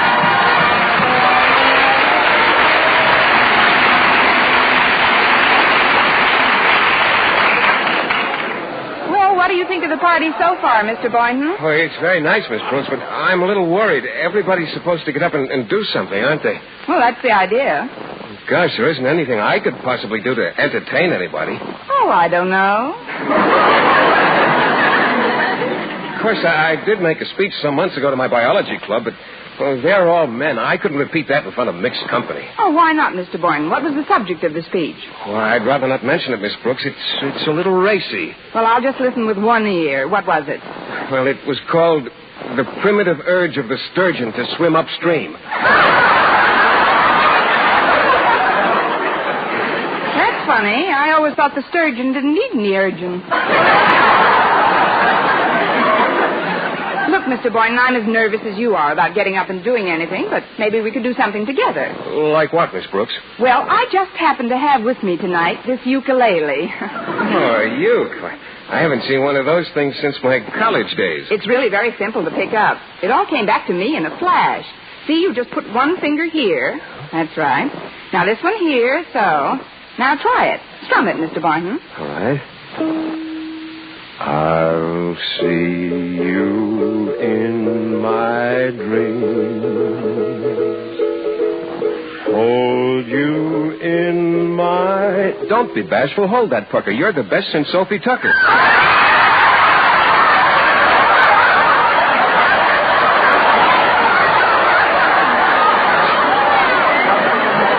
Where in the world did that come from? I don't know, but this is a brand new Boynton. Where did you go to college, on the Keith Circus? There you are, Mr. Boynton. I've been looking all over for you. Oh, hello, Miss Enright. And dear Miss Brooks, may I join you? You have. There seems to be room on this couch for 3. Don't you think so? Only if I sit in the middle. There we are. Miss Brooks is so possessive. You don't ever want to share Mr. Boynton with anyone, do you, dear? The property has only been auctioned. It is not ready for subdivision. Excuse me, Brooks, but Mother says if anybody wants cake and coffee, it's on the table. Just help yourself, please. Oh, I think I'll get some. Mrs. Coughlin certainly knows the way to a man's heart. I like the overland route myself. You run along, Mr. Boynton. Oh, can I bring you ladies something? Just yourself, dear Mr. Boynton. Yes. How about you, Miss Brooks? No, thanks. Not right now. I'll be right back in a minute. Well, no doubt you've got your specialty all prepared, Miss Brooks. Oh, it's nothing, really. I didn't imagine it would be. I'm going to play the piano myself. That should be lovely. It's obvious from your build that you've moved enough of them. That's very funny. I wonder how funny you'll feel when I get up and read this letter in Dorothy Daly's column. Letter? Yes, I've got the clipping right here. It's signed C.B., and it says, Dear Dorothy Daly, I teach English in high school, but my chief interest lies in a fellow teacher of the opposite sex whose initials are P.B. P.B.? Wait a minute, Philip Boynton? Exactly. It goes on to tell how C.B. can't make any progress with P.B. at all and pleads for advice. Oh, but Miss Enright, you don't think that... Why, I didn't write that letter. I know you didn't. I did. You? A little April Fool's joke, Miss Brooks. But, of course, when I read it, I won't mention that detail. And even if you do, it'll just look like a natural attempt to cover your embarrassment. But, Miss Enright, even you wouldn't... Why, Attention, folks, attention. We come now to that part of the party we've all been looking forward to so eagerly. The part where everybody must get up and do something. First, I'd like to introduce Madison's beloved English teacher, our Miss Brooks. Enjoy your brief moment, my dear. I'm going to follow you on with this juicy little tidbit. What do you mean, brief moment? I'm loaded with entertainment. What are you going to do for us tonight? Well, ladies and gentlemen, I thought I'd do a few medleys of songs on the ukulele, then a few recitations, and maybe a parlor trick or two. First, the songs. In Washington, at Valley Forge, 'twas bitter cold, and up spoke George.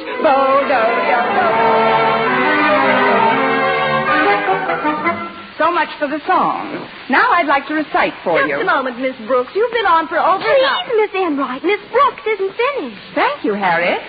Under the spreading chestnut trees, the village smithy stands.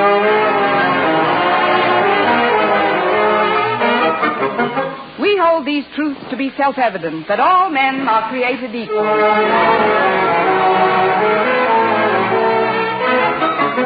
As you can see, I have here in my hand an ordinary deck of playing cards.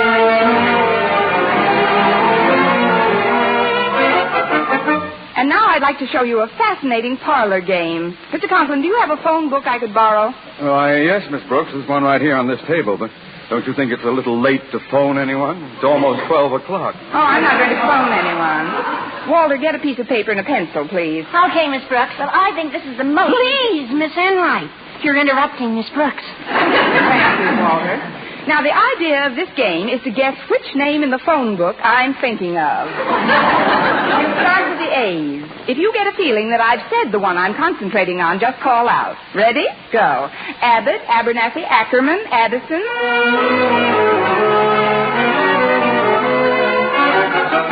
Pasco, Peyton, Penniman, Primpachek.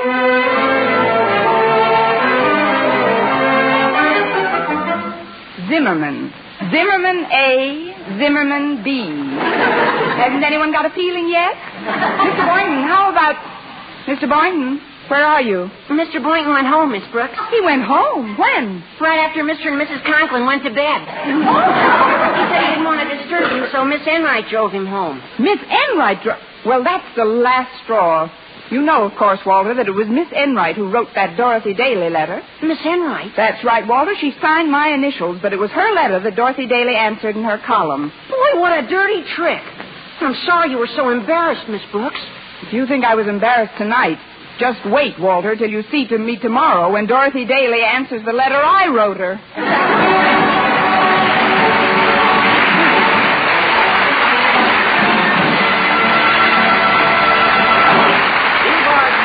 Miss Brooks returns in just a moment, but first... Dream girl, beautiful luster cream girl. Tonight, show him how much lovelier your hair can look after a Luster Cream shampoo. Only Luster Cream brings you Kay Daumit's magic formula blend of secret ingredients plus gentle lanolin. Its loveliness lathered even in hardest water glamorizes your hair as you wash it. Luster Cream, not a soap, not a liquid, but a dainty cream shampoo. Leaves hair fragrantly clean, free of loose dandruff, glistening with sheen, soft, manageable. Gives new beauty to all hairdos or permanents. 4-ounce jar, $1. Smaller sizes, either tubes or jars. Tonight, try Luster Cream shampoo and be a Dream girl, beautiful luster cream girl. You owe your crowning glory to a luster cream shampoo. And now, once again, here is our Miss Brooks. Well, I had a date with Mr. Boynton on the following day, and I couldn't wait to find out if Miss Enright had told him about the Dorothy Daly column. Sure enough, it was the first thing he mentioned when he came by to pick me up. That letter in the paper, Miss Brooks, it certainly has me puzzled. Puzzled, Mr. Boynton? Yes, I know, of course, that you're CB, but who in the world is PB? Mr. Boynton, I thought sure you'd guess. PB is an old flame of mine, fellow named Paul Bunyan. Tune into another Our Miss Brooks show brought to you by Palmolive Soap, Your Beauty Hope, and Luster Cream Shampoo for soft, glamorous, caressable hair. Our Miss Brooks, starring Eve Arden, is produced by Larry Burns, written and directed by Al Lewis, with music by Wilbur Hatch.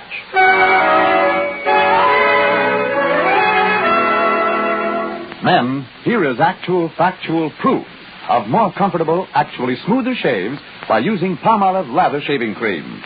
1,251 men tried the Palmolive Lather way to shave described on the tube. And no matter how they shaved before, 3 out of 4 got more comfortable, actually smoother shaves. Try Palmolive Lather Shaving Cream. See if you don't get more comfortable, actually smoother shaves the Palmolive Lather Shaving Cream way. For mystery liberally sprinkled with laughs, listen to Mr. and Mrs. North, the exciting, fun-packed adventures of an amateur detective and his beautiful wife. Tune in Tuesday evenings over most of these same stations. And be with us again next week at the same time for another comedy episode of Our Miss Brooks. Cancer causes a death every 3 minutes, and unless the present cancer death rate is reduced, 18 million living Americans will die from it. This will affect, on the average, 1 out of every 2 families in the United States. You can help stop the further spread of cancer by helping the American Cancer Society to provide more surgery, X-ray, and radium treatments. So give generously to the American Cancer Society today.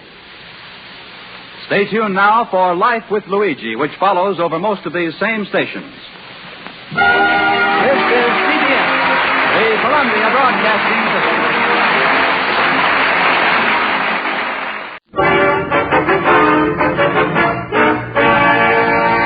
A pack of Avalon cigarettes, please. Yes, sir. Just a moment, sir. Don't forget your change. You'd never guess, but Avalon's cost you less. So why not always travel on with Avalon?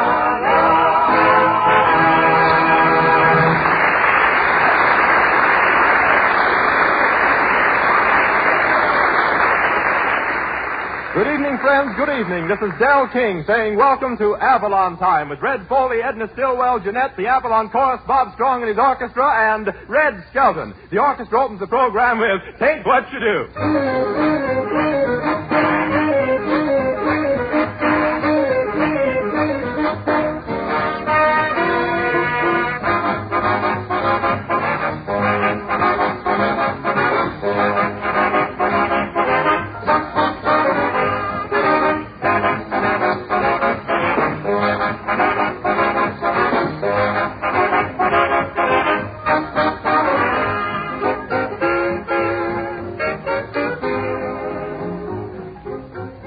Ladies and gentlemen, Avalon cigarettes offer you 2 all-important advantages. Outstanding quality, amazing money-saving economy. Points of superiority that make Avalon stand apart ahead of others.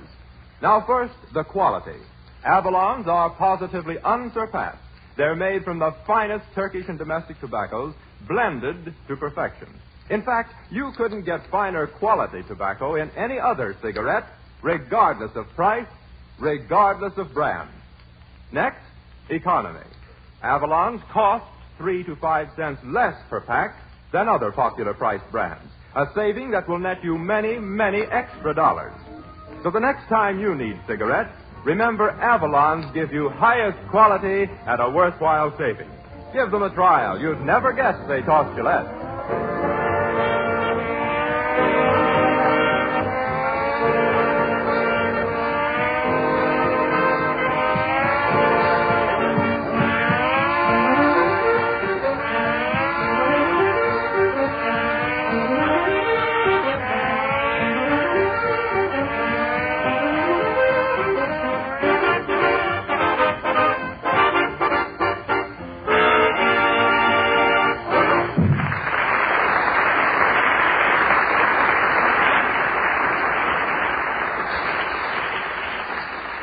And now we bring you the only man in radio who always puts his best foot forward and then stumbles over it, Red Skelton.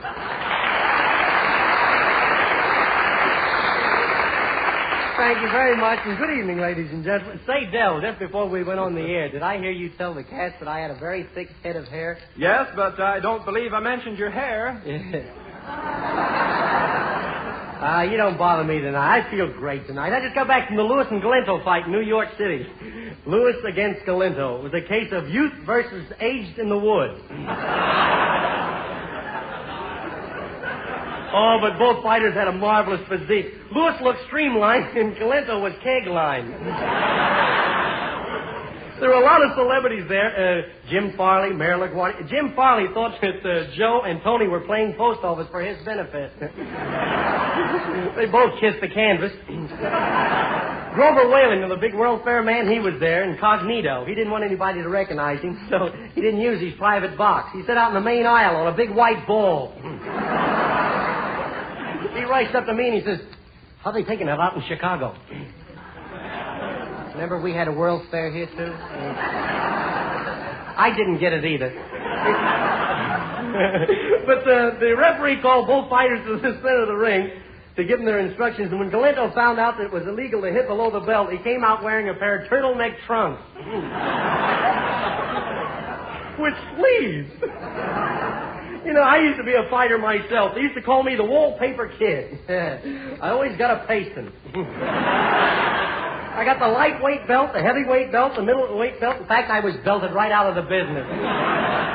What a fight. I used to dress in a full dress, fight in a full dress suit, you know. And in case anything happened to me, they could just fold my arms.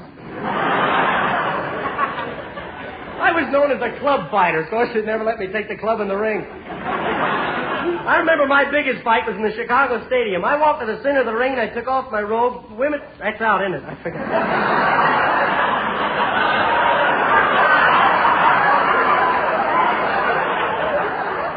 Well, anyhow, it was the night I fought Max, Bear.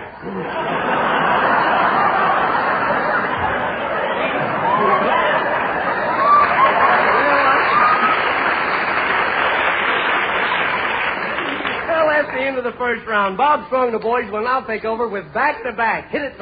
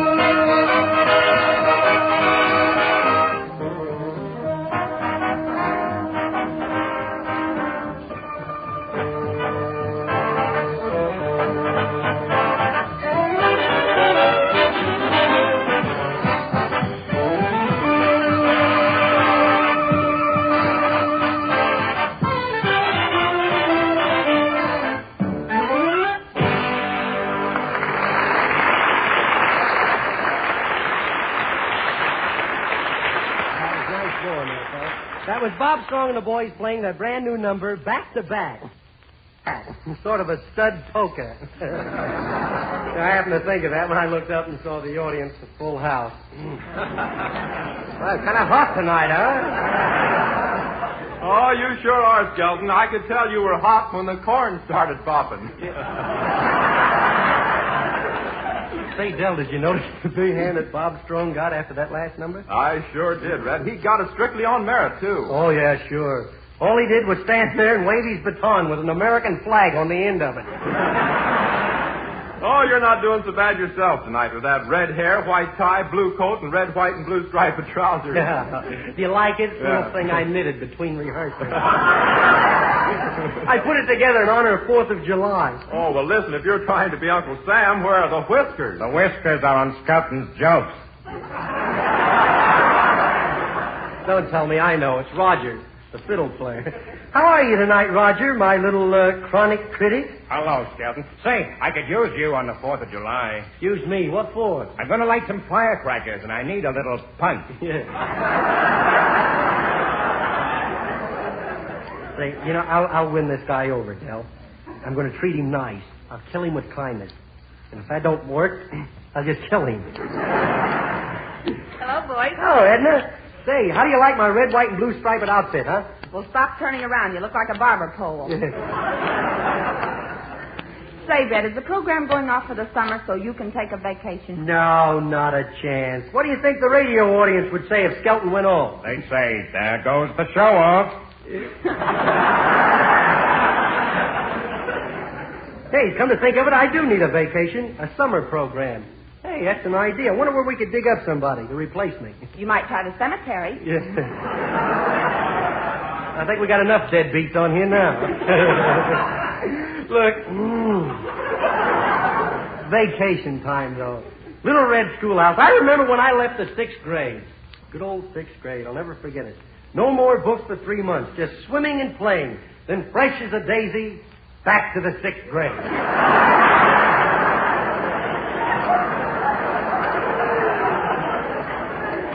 You know, it seemed like it was only yesterday that I was a barefooted boy. See, when did I get my first pair of shoes? Yesterday. Hey, you know, if I could get somebody to replace me, I would go on a vacation. Come in. Hey, who's this guy with a flyer suit and goggles? Hey, are you an aviator? Well, I ain't an angel with a dirty face.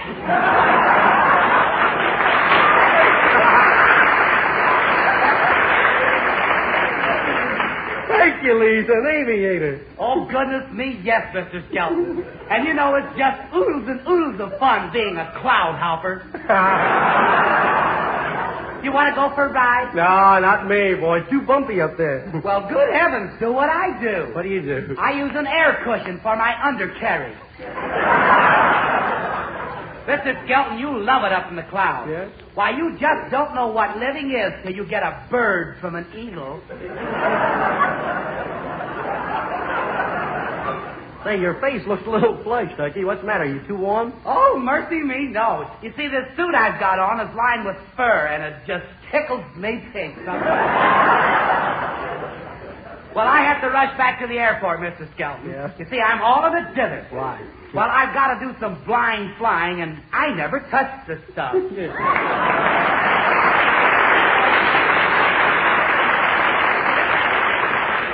Good old Herky. I bet he thinks an air pocket is something for a nudist. Hey, Red. Look who's here. Bill Thompson, the old-timer from Fibber McGee and Molly's program. Well, look who's here. Hello there, Johnny. Hello, daughter. Hey, old-timer. How you feeling, old-timer? Me, well, I'm fit as a fiddle and ready for... Say, what are you doing tonight? You're still romantic, eh, old-timer? Say, just how old are you, old-timer? Well, now, let's see. Back in the days of 49... Hey, now, wait a minute. Huh? Next thing you know, you'll be telling us you voted for Lincoln. Voted for him? I held him on my lap.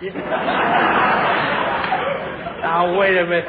That'd make you 120 years old. Now, you don't look that old to me. Can I help it if I live clean, Johnny? Well, say, old-timer, do you think you could put on a radio show so I could take a vacation this summer? Sure could, Johnny. Got some good Western stuff, and I could do a program called Death Valley Days. You can't do that. Hey! I say you can't do that. There's a program on the air now called Death Valley Days. Maybe you might put on one and call it Rudy Valley Night.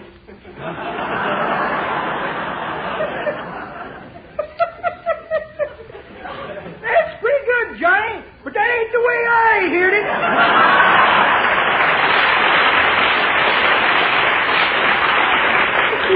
The way I heard it, one feller says to the other feller,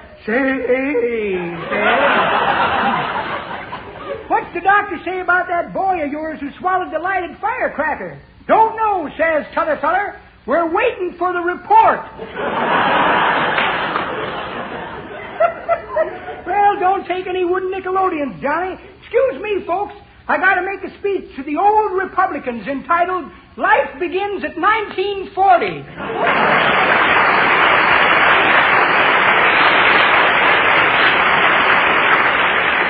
Oh, boy. Quite a guy, that old-timer. I'll bet he remembers when Finn was a huckleberry and not a Mickey. Listen, Red, do you think you really need a vacation? Need one? Yeah. Say, this radio work's killing me. Oh, just a half hour a week with maybe another half hour with your writers on the script? Yeah, what do you mean, a half hour on the script? Look, When we finished the script Monday, it was so late Tuesday morning, I didn't get to bed Wednesday afternoon till Thursday evening at 10 o'clock Friday night. Well, if that's the case, how about letting me take over the program for the summer? Now, I could... Well, that's... Just a minute. Well, it's my voice instructor, Professor Tommy Mack. Yes, and I'm just the guy to take your point on the air. Yeah? Why, I can teach everybody in the country the proper way to speak. Sure going to sound funny when the president starts a fireside chat by saying, "My friend..." Don't be so stupid. That's what he always says. Say, look, Professor, you couldn't teach people to speak. There's not the... Look, let's hear you say, "She sells seashells down by the seashore." Oh, that's a sin. Go ahead, say it. She sells.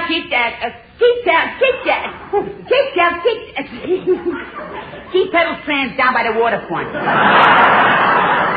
It's the same thing. Yeah, she peddles clam down at the waterfront. Now, listen. On the radio, I'm going to show everybody how to get breath control. Here, let me show you. Pull in your tummy. Pull in your stomach. Touching my backbone now. Oh, no, you better let your stomach out. Why? Your pants just went to half mast. Oh. Now, the next thing I want to show you is the construction of syllables. Now, take a poem like, "Rubber-dub-dub, 3 men in a tub." What's so funny? What's so funny? I bet there's not one person here knows what I'm talking about.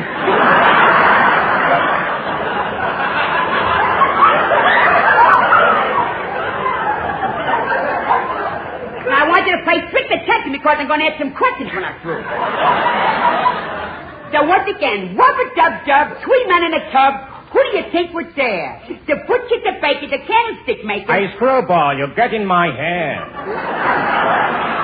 Why that fiddle player shut his mouth? Why, did you talk about me or something? Why, I'll put that guy right next to you. What, you trying to make a joke out of me or something?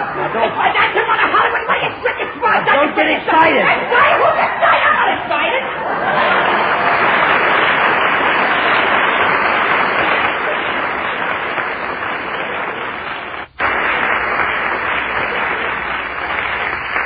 Look, I think I better step outside a few minutes and get a bit of fresh air. Say, Red Foley, how about singing a beautiful number, "Chapel in the Moonlight"? All right, Red. Here it is.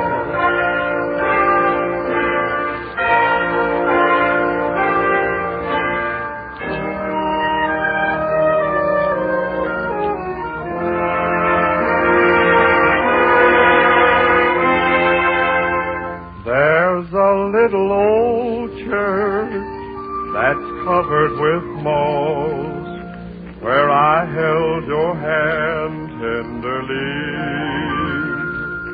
I often go there to gaze at the cross and dream that you'll come back to me.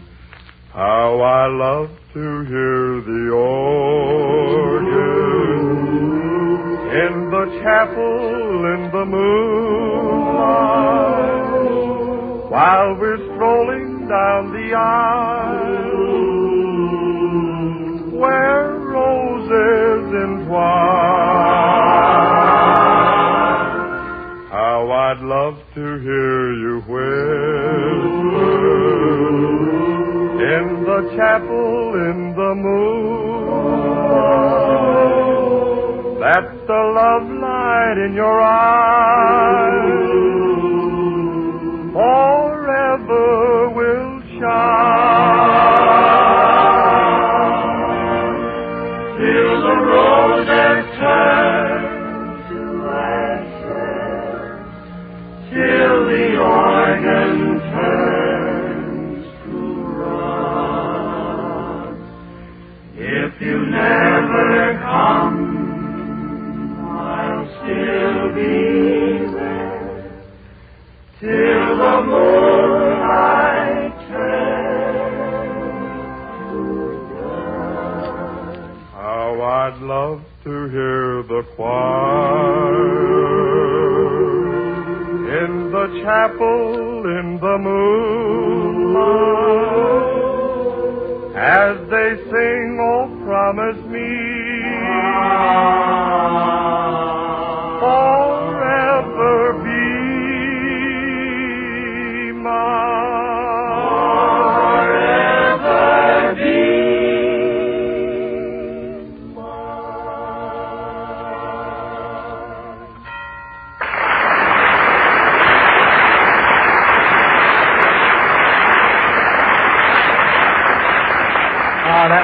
swell. That was nice going there, Red Foley. Say, Del, are there any more candidates around for the summer program? Oh, yes, indeed there are. There's one gentleman here that we all know, Red. Who's that? None other than that, the one and only, known from coast to coast. He has his picture at every post office in the country. That's right, Gordy One. Well, Horatio K. Boomer. Oh, yeah. Hello, my boy. I just got the program to take your place for the summer. Kitty's program entitled Cozy Little Chats for Nosy Little Darlings. That sounds all right, Boomer, as long as you don't do the Rover Boys at Reform School. Say, just a minute here. Have you got a script ready? Oh, a script. Script, certainly. Let's see, where'd I put that script? Right here in my pocket. Just a minute, my boy, while I look. Radio script.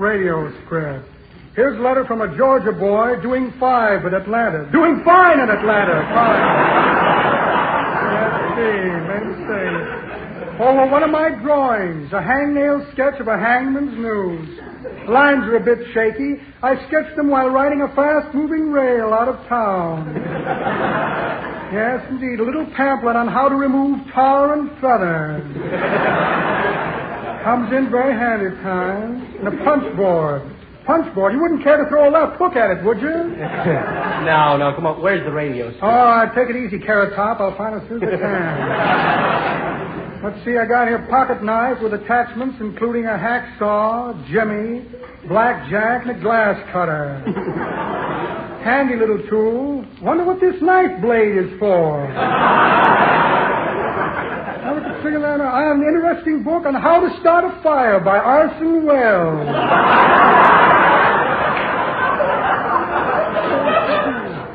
There's a magnet, a pocket comb with buck teeth. A check for short beer. Well, imagine that. No radio script. Must have left it at the board meeting. Nice chaps on that parole board. Must go back and get it. Hope I remember the name I gave them. Funny how I go through life making an alias out of myself.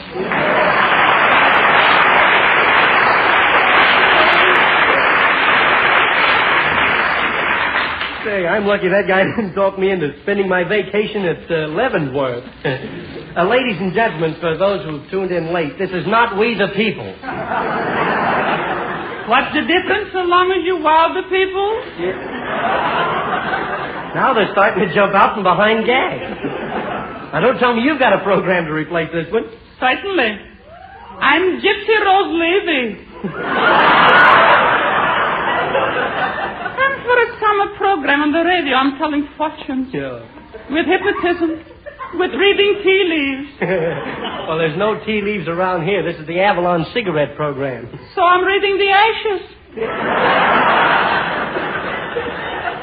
No, now that hypnotism sounds like something interesting for the listeners. Say, put me in a trance so that I can have a preview of what I could expect on a vacation. Up in the North Woods someplace, Okay. Huh?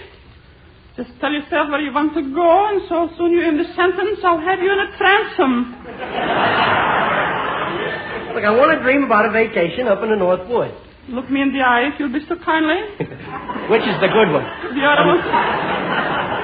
Well, look, I like to get about 100 miles away from radio, from friends, and from the radio. And look me in the eye. From my friends, and from the scripts. And... Am I astonished at voice?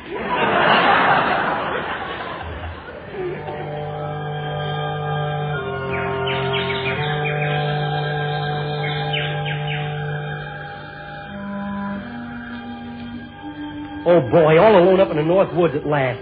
No radio cats to rib me, no stooges to heckle me. Perfectly quiet. Boy, this is the life. Let's see, what shall I fix to eat? Short ribs, stewed tomatoes, scalped corn, a dash of ham, and heckleberry pie. Yeah. Who said that? I could have sworn I heard a voice. Oh, it's probably just some hangover from a broadcast. It's about time, though, I down and ask myself a very serious question. I bet you get a silly answer. Yeah. Say, that sounded like that. No, it couldn't be. Let's see, what was the question I was going to ask myself? Oh, yeah. What is a radio comedian, anyhow? A screwball whose mind suddenly went blank. That's Roger's voice, or I'm a monkey's uncle? Hello, Uncle Red. Now I'm a monkey. That ain't possible. Don't tell me that I've forgotten those vaudeville days. I'm a radio comedian. I'm having one of those radio nightmares. No. I'll pinch myself and wake up. Oh, what's who you're pinching? Oh, I'm getting jittery. I'll take this gun and go out and hunt some deers. Say, is that a deer over there? Well, it ain't a full moose. Oh, I'll bet those are just echoes. Sure, that's what I'm standing on the edge of Echo Canyon. I think I'll try out a few echoes. Hello. Hello. How are you? How are you? Vaudeville. Vaudeville. Gosh, even vaudeville's coming back. That ain't the way I heard it. No, it can't be. My mind's wandering. I'm losing my mind. No. Well, imagine that. No mind. Must be a radio comic. Not enough sleep. Writing scripts, that's what's doing it. I can't take it. Voices, heckling, stooges, every time I open my mouth. Never open your mouth unless you have nothing to say. Telegram to Mr. Skelton. Telegram to Mr. Skelton. Hey, Skelton. I'm a nut. You never guessed they cost you less. Good heavens, the old Oh, Hercules. Well, imagine that. Oh, boom. Open up, mother, Oh, lady, please don't. Just a minute, Oh, no. Let me go away. I'm tired. I need a rest. No, let me away. Dad, Get out. wake up. Wake up. Here's a telegram. What? Here's a telegram for you. Well, gee, where am I? Oh, gee, I must have dozed off to sleep there. Phew, boy, what a dream I just had. What? Here's a telegram for you from the radio critic. Radio critics, let's see what it says. It says, don't take a vacation, Skelton. We need you for the hot summer months. Because you're the only man in radio who always leaves his audience cold.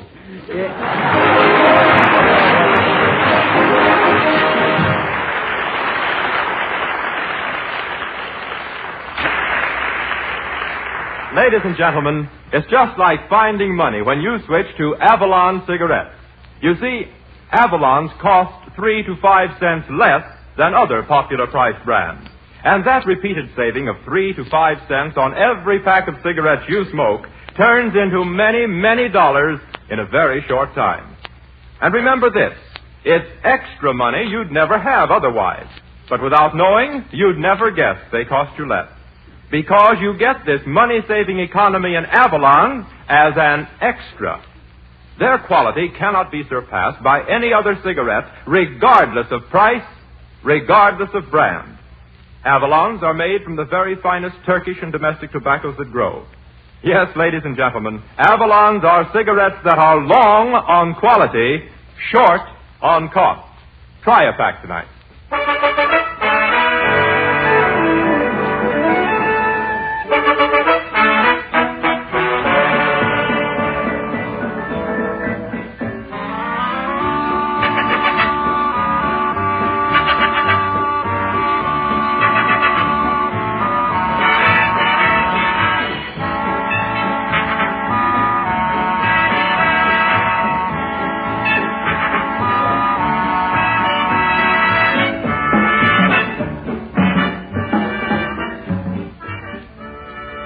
Well, I guess that's about all for the...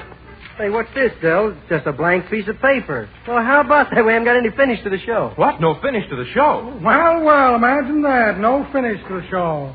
Thought I had one in my pocket. Yes. Well, maybe you could use this for a finish.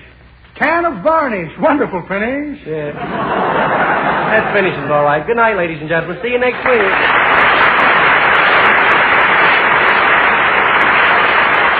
Remember, friends, during the week when you ask for Avalon... Don't forget your change. So why not always travel on with Avalon?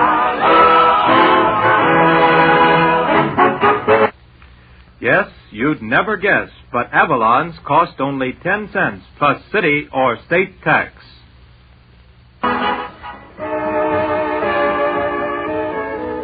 Be with us next Saturday evening at the same time when the Brown and Williamson Tobacco Corporation will again present Avalon Time.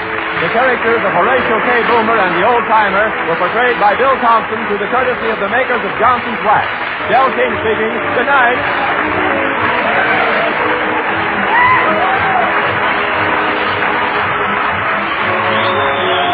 The selection back-to-back heard on this program is from Second Fiddle. This is the National Broadcasting Company.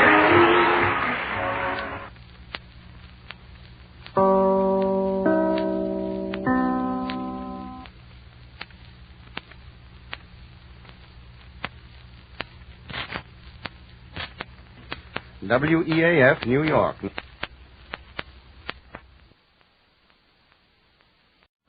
Ladies and gentlemen, the secret word tonight is air. A-I-R. Really? You bet your life!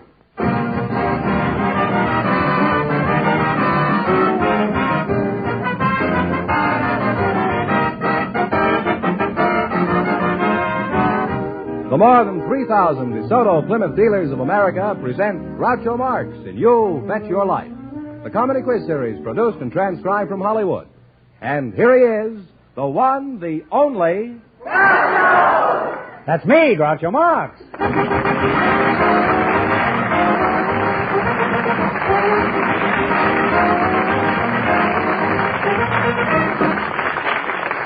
Well, here I am again with $2,000 for one of our couples tonight. Fenneman, who's place to try for? Well, a bachelor and a spinster, Groucho, selected by our studio audience just before we went on the air. Land sakes. Their names are Ida Easley and Jack Wayne, and here they come now.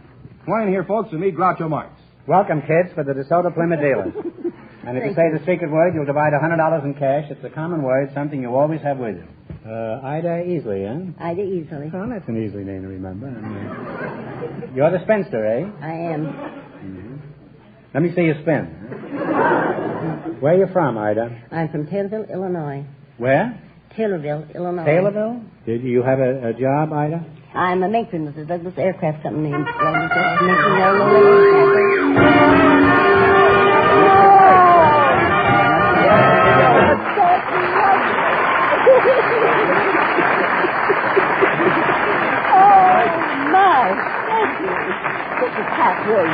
Oh, thank you. Ida, of course you realize that half of that swag belongs to Mr. Wayne over here, huh? I think he's more worried than I am, for I have a hold of it. Well, eventually he may be holding you and the $50, eh? Well, Jack, time will tell. Well, what do you do, Jack? Oh, I run a streetcar. Where are you from, Jack? Born in the heart of Boston. Why did you leave the Beantown? Oh, my feet got itchy. Now I want to Rome. You went to Rome, and how'd you like it there? Where do you run your trolley? On the track. Caught me napping, eh? I suppose that's one of the little jokes you streetcar men use to amuse each other back in the car barn. Is that it? That's an old joke. It is, eh? Well, it may interest you to know that while you're knocking each other out back in the car barn, the city's pulling up the tracks to make way for a bus line.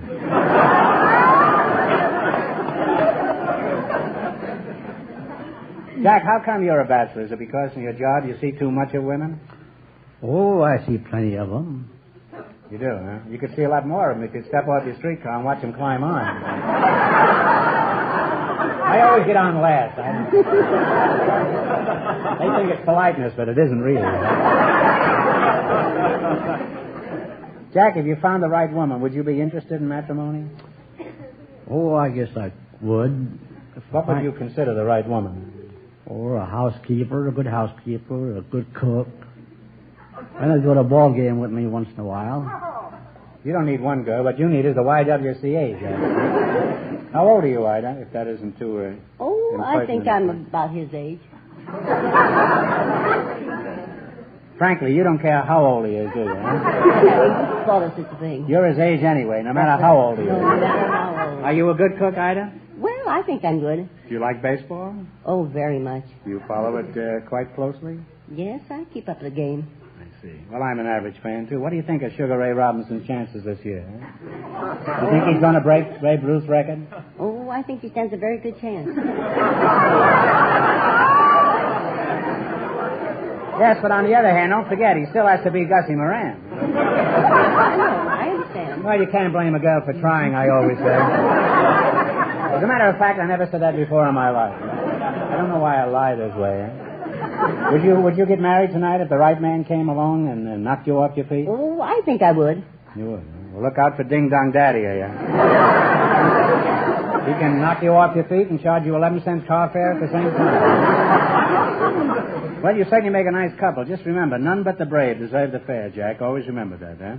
And you're just the one to collect it. Now, we're going to play You Bet Your Life for $2,000. But I want you to pay close attention to Fenneman over there.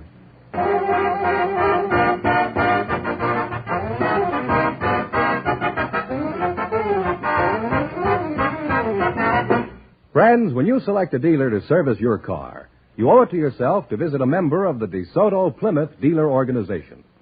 This nationwide group, there are over 3,000 of them from coast to coast, believes in the old-fashioned idea of courtesy and the modern idea of finest equipment, best-trained men.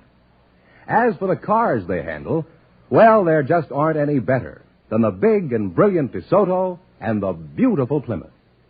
DeSoto is the car with smooth, sweeping lines that attract so much attention. You'll enjoy the experience of greater safety with DeSoto's powerful brakes that bring you to a smooth stop. No car in America has bigger brakes. DeSoto starts so quickly and powerfully and lets you drive without shifting. So drive a DeSoto before you decide on any car. And remember, all dealers who sell DeSoto also sell Plymouth. Look for those two great names linked together, DeSoto, Plymouth.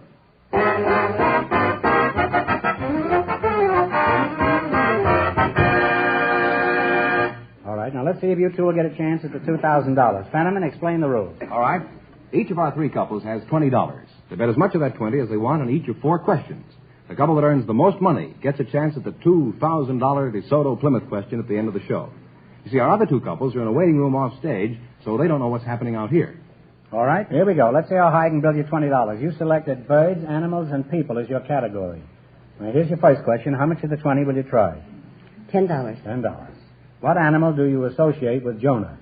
A whale. The whale is right. Now, talk right up. And you folks are on your way. You have $30. All right, you got $30. Remember, you're going for $2,000 tonight. Now, how much of the 30 will you try? 20. 20? What animal do you associate with the Pied Piper? Take a look at Jack. They followed her up the street. The Piper. Well, I'm sorry. It's rats. You were on the right track. How much have they got now? They now have $10, Groucho. Well, that's a shame. You're down to $10. That's a shame. We're down to $10. Here's your third question. How much of the 10 will you try? $5. $5. Is that all right, Jack? Right. What animal do you associate with Daniel in the Bible? Lion. The lion is right, huh? Well, it's timing again. Now I have $15. All right, you got $15, and here's your last chance to beat the other couples. How much of the 15 will you risk? Well, let's take 10. $10. $10. What animal do you associate with Lady Godiva? The horse. That's right, a horse is correct. And we wind up with a grand total of $25. Don't forget, you won how much? $25. $25, and you won $100. That's $125. Thanks, and good luck from the DeSoto Plymouth Group.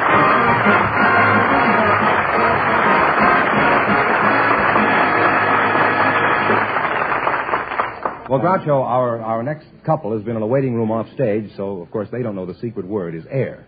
True. Okay, fellas, you can bring them in now. We invited some lady barbers to the program tonight, and just before we went on the air, our studio audience selected Miss Maybelle Taylor. Her partner is a married man, Mr. Thomas DeSilver. And here they are, folks. I'd like you to meet Groucho Marx. Welcome to You Bet Your Life, and if you say the secret word, you'll split $100 between you. It's a common word, something you always have with you. Maybelle Taylor, is that right? That's right. And Thomas DeSilva. You're a lady barber, Maybelle? That's right. Where are you from, Mabel? Montana. Montana? Whereabouts? Culbertson, Montana. And Thomas DeSilva, you're a married man, huh? That's right. Is that your only claim to distinction, Thomas? Yes. What sort of work do you do, Tommy? Retired police captain. Oh. How long? I'm glad I found that out. How long have you been married? 16 years. You remember how you met your wife? Huh? Yes, but it's a long story. Well, keep it down to 1,500 words, will you? I have to be in Pittsburgh a week from next Wednesday. Okay, go ahead. How'd you meet your wife? We went down to Wildwood, New Jersey. Got a couple of bathing suits and took her down to Wildwood, New Jersey. Put a bathing suit on and then I gave her the engagement ring.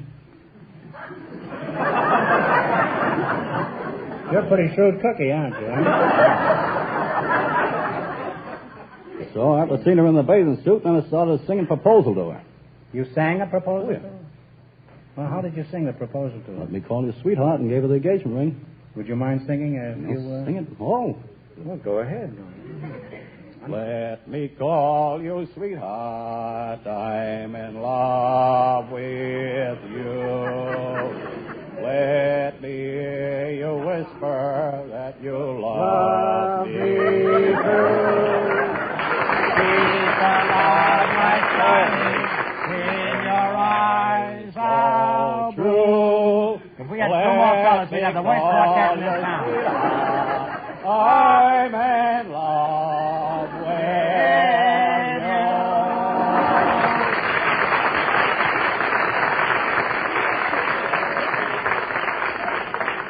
And she consented to marry you after that? That's the first time I ever sang a chorus in 5 keys. Now, Mabel, are you married? No, I'm not. You're not married, huh? Would you get married to a man who sang like that to you? Well, certainly. I never met a lady barber before. Aren't they pretty rare?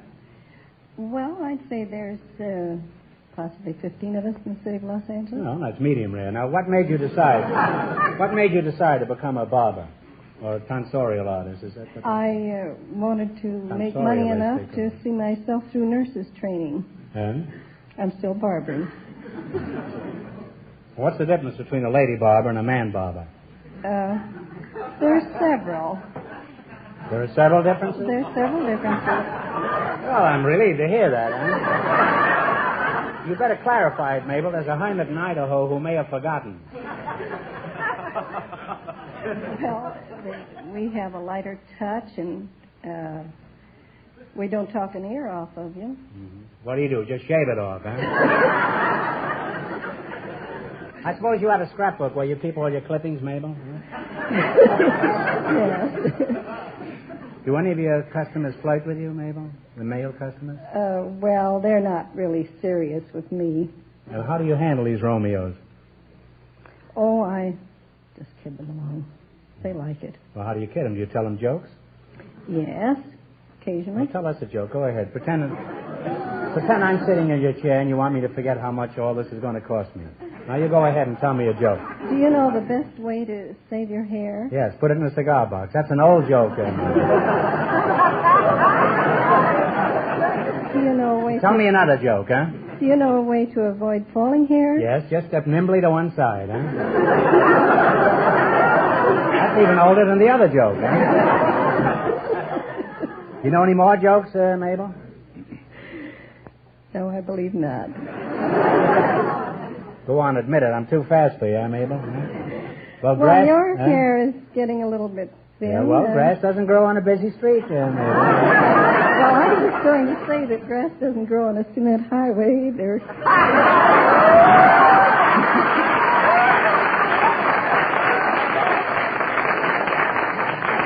Mabel, I know just how your customers feel. My head is bloody but unbowed. Well, all right, now we're going to play You Bet Your Life, huh? Now, we'll see how you two make out in the battle for the $2,000. You've got to work together as a team and run your $20 into more than our other couples. I can't tell you how much the other couples won, but Fenneman's going to remind our listeners. The Bachelor and the Spinster won $25. Here we go. Let's see how high I can build you $20. You selected nicknames of famous cities as your category. Here's your first question. How much of the 20 will you try? Tommy, wake up. $10. You're going to ignore Mabel, huh?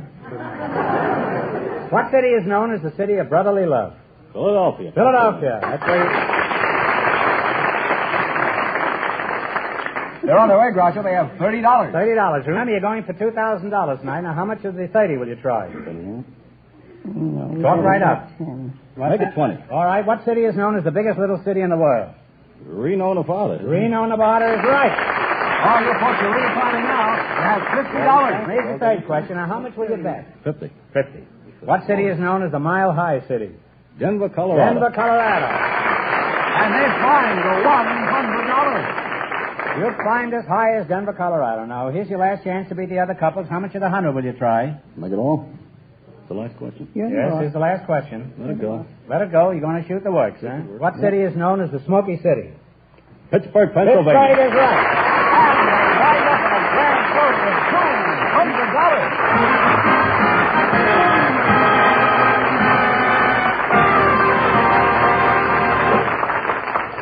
Good luck from the DeSoto Plymouth dealers. Thank you very much. Now we're going to soon know who gets the chance at the big question, worth $2,000 tonight.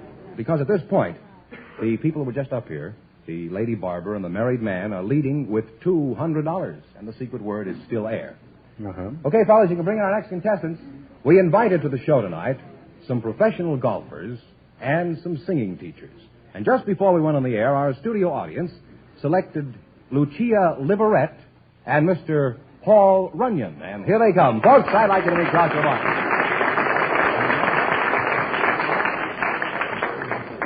Welcome to You Bet Your Life, folks. And if you say the DeSoto Plymouth secret word, you'll divide $100 in cash. It's a common word, something you always have with you. Lucia Liverette, huh? You're a singing teacher? Sounds like a pretty good racket, Lucia. Where are you from? Sing Sing? I'm from St. Louis, Missouri. St. Louis, huh? Yes, You sir. sing the St. Louis blues? Well, no, not quite. Paul Runyon, it's nice to see you again. I'm sure everyone is familiar with your name. What did you say your name was? Paul Runyon. Paul Runyon, huh? See there, even you're familiar with it, huh?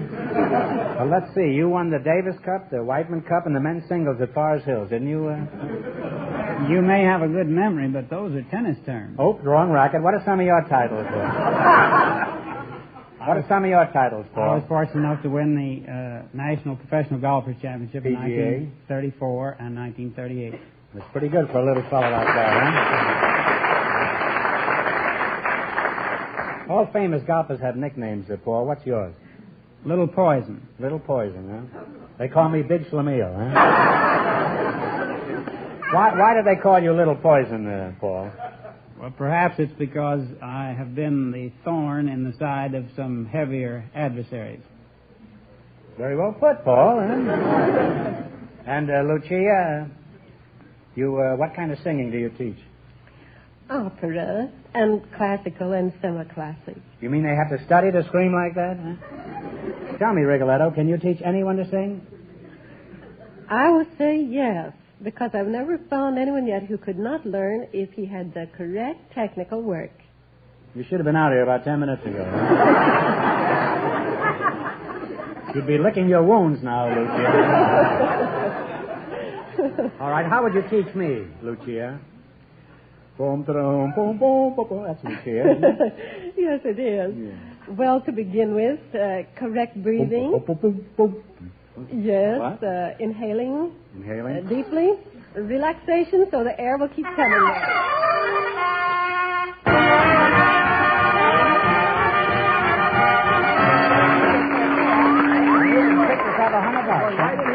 There you are. You pick that out, Lucia, and be sure Paul gets 50 of it, huh? Well, cadenza, are all singers alike, or is there a difference between them? Oh, certainly. What kind of voices do singers have? Well, of course, to begin with, our first classification is there are women's voices and men's voices. Well, I didn't know that. I must tell this to this Hyman. Suppose I wanted to get up a lady quartet. Could I find one who sings bass? No, the contralto is as low as a lady goes. You haven't been out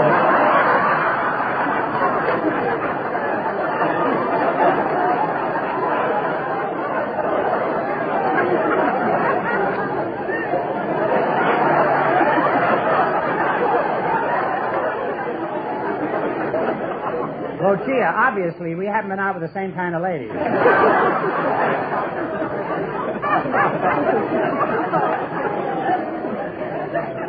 Now, Paul, let's talk about golf. How long do you have to be a pro before you can become an amateur?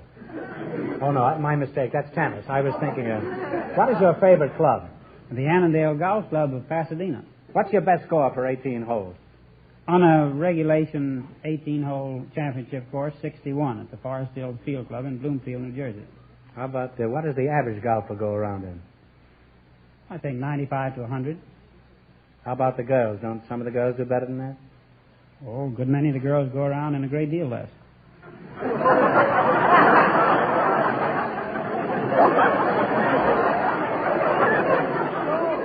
What time is your club open up in the morning? I remember the first time I played golf, I went around in 75. I didn't play at all in 76. I was busy at Valley Forge. How can I improve my score? I shoot around 94. That's with cheating. I think I'd advise you to take a few lessons from a competent instructor, do a little practicing and a little playing. I've taken lessons. It's hopeless. Well, how could I learn to win without playing well? You might resort to a little pencil pushing, or you might have a hole in your pocket, or you might have a handy toe in the rough, or you might use a hand mashie more frequently. How is it you know so much about those things? Tell me about that pencil pushing again, huh? First of all, you have to forget to count over 5. On any hole? Any hole. What about the 540 at Hillcrest? Well, I think you could still forget to count over 5 on that. I do, but you know where I am? I'm in the first sand trap leading the tee.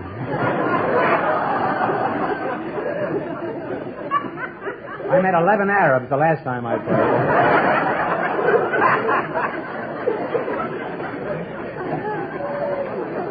You must have had a number of exciting moments as a professional golfer. Can you tell us about one of them, Paul?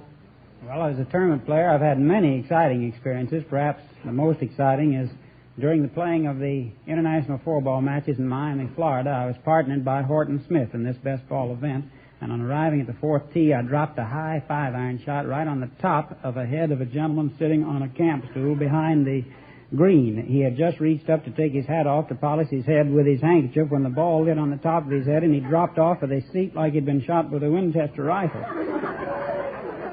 But on the next year, Horton and I incidentally won the first International 4-Ball Championship, and we were paired again as partners. The next year, arriving at the 9th green with 2,000 or 3,000 people down the left side of the fairway, Smith hit a booming hook down the left side. Down goes a man. Who is it? Our friend of the camp. And the publicity on the International 4-Ball matches the next year says that Dr. Johnson is in Miami to watch his perennial favorites, Runyon and Smith, in the International 4-Ball matches, but he'll gallery in an armored suit.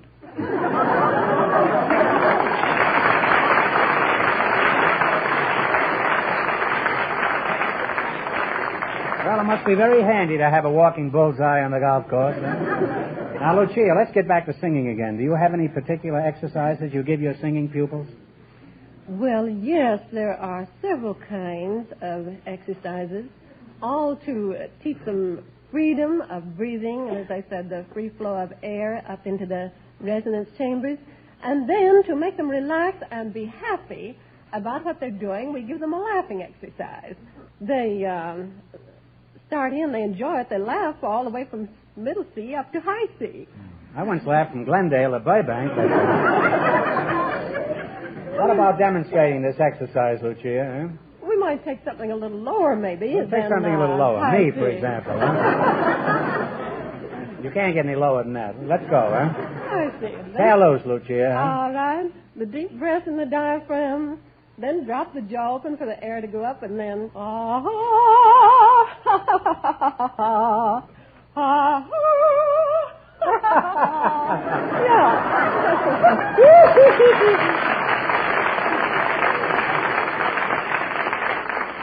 the three of us could be very happy, Paul. We could all sing together, Mashies in the Cold, Cold Ground. Well, now you're going to play You Bet Your Life. You beat the other two couples, and you'll get a chance at the $2,000 question. That's the DeSoto Plymouth question. Now, I can't tell you how much the other couples won, but Fenneman's offstage to remind our listeners.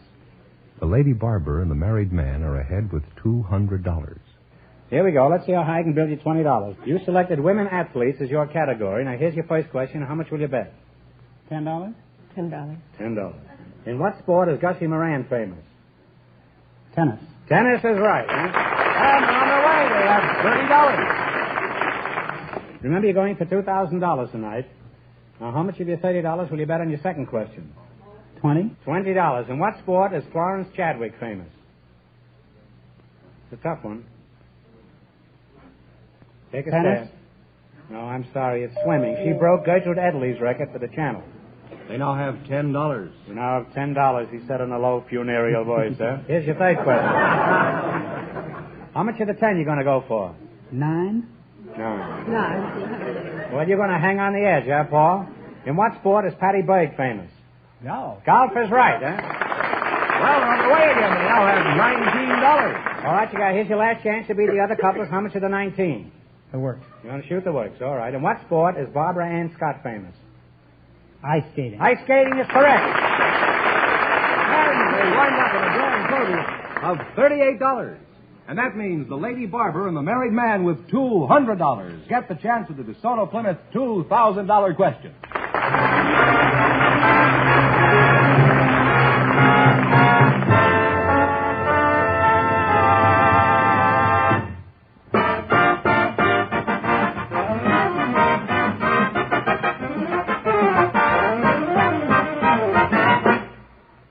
The best trained men, the best materials, and the best equipment. Those are the important things every DeSoto Plymouth dealer offers you car owners. And that's why you should take your car for service to a DeSoto Plymouth dealer. You see, DeSoto Plymouth dealers have men trained in the latest factory methods.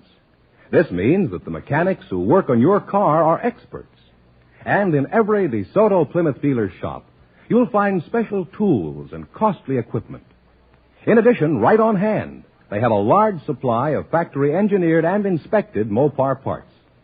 Yes, you'll like the way business is done at a DeSoto Plymouth dealers. Find this out for yourself and do it real soon.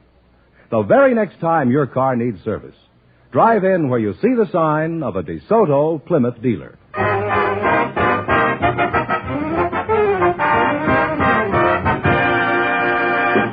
And here's the lady barber and the married man all set for the DeSoto Plymouth $2,000 question. Good luck to you. Here we go for $2,000. I'll give you 15 seconds to decide on a single answer between you. So think carefully and please no help from the audience. Here it is. The longest battle of our Civil War was the 7 Days Battle. What city was the objective of this great struggle?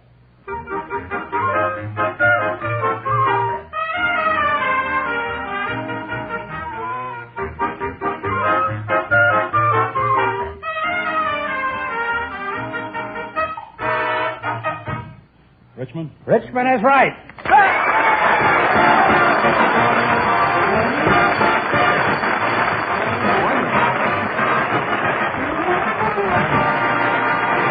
That's right. You win $2,000. You had the right answer, so you win $2,000. What are you gonna do with all that money? Help her brother-in-law. You're gonna help your brother-in-law. Why?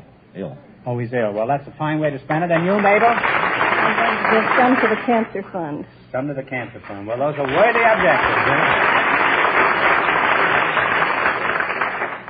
Let's see. You won $2,000 plus $100 in the. How much did they win? $200. $200 in the quiz. $200 in the quiz and $2,000 cash and the secret word. I don't think this couple said that. Well, you won $2,200, $2,200. Congratulations and thanks to both of you from the DeSoto Plymouth Dealers of America.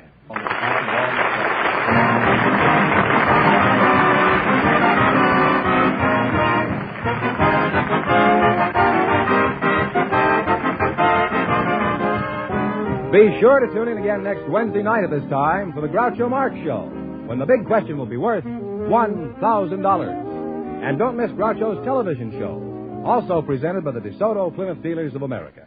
And remember, all dealers who sell DeSoto also sell Plymouth. Two great cars, both products of the Chrysler Corporation. And when you drive in, tell them Groucho sent you. Good night, folks. Just be sure to see your DeSoto Plymouth dealer.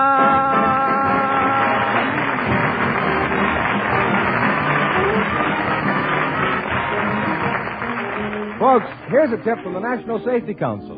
Walkers wise, use their eyes. You Bet Your Life is transcribed from Hollywood, produced by John Goodell, directed by Robert Dwan and Bernie Smith, music by Jerry Fielding. This is George Fenneman, signing off for the more than 3,000 DeSoto Plymouth dealers from coast to coast.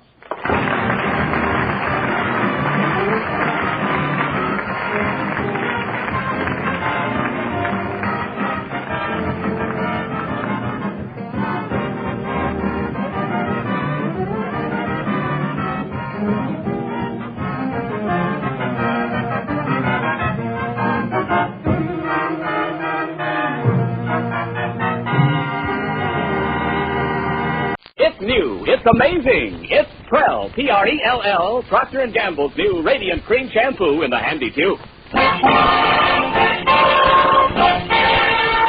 Prell brings you you The Life of Riley.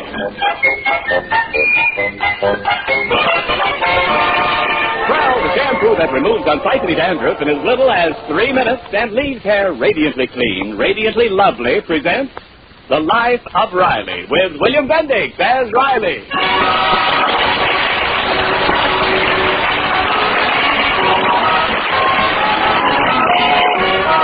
Once a year, husband Jester A. Riley graciously steps aside to let the spotlight fall on his wife. That day is Mother's Day, and Peg Riley receives from her grateful husband and children a tribute she richly deserves. And so on this Mother's Day morning, although it is already 9 o'clock, we find Mrs. Riley not in the kitchen where she usually is, but still abed and about to be served breakfast by Riley and the children. Good morning, Dublin. Good morning, Mother. Morning, Mom. Well, what is this? Breakfast is served, Madame. Here you are, Peggy. Your favorite dish, scrambled oofs. Scrambled eggs. Oh, you shouldn't have done it. Well, I didn't intend to. I tried to make fried eggs, but I dropped them from too high up. Oh, it looks delicious. Now, wait a minute, Peg, before you start eating. We got something to tell you. Well, are you ready, kids? Now, do it like I told you. 1, 2... Oh, no, Pop. Oh, let's not do it, Daddy. Okay. I'll do it myself. Do what? M is for the million things you gave us. O is only that you're growing old. T is for the tears you shed to save us. H is for your heart of solid gold. E is for everything I left out. R is right you'll always be. Put them all together, they spell Peggy.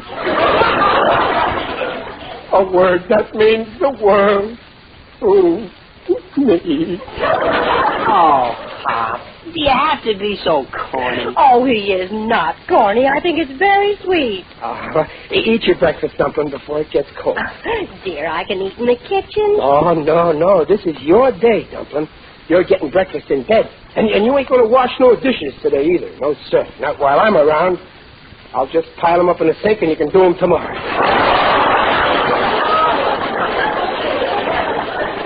Happy Mother's Day. Thank you, darling. Mother, this is for you. Oh, thank you, Dad.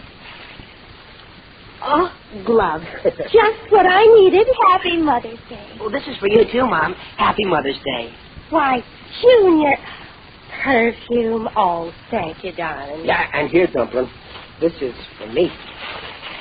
Oh, flowers. Yeah. What a beautiful bouquet. Aren't they gorgeous, children? Oh, thank you, dear. My, you shouldn't have done it. Why, this bouquet must have cost a fortune. Oh, no, it didn't. I got them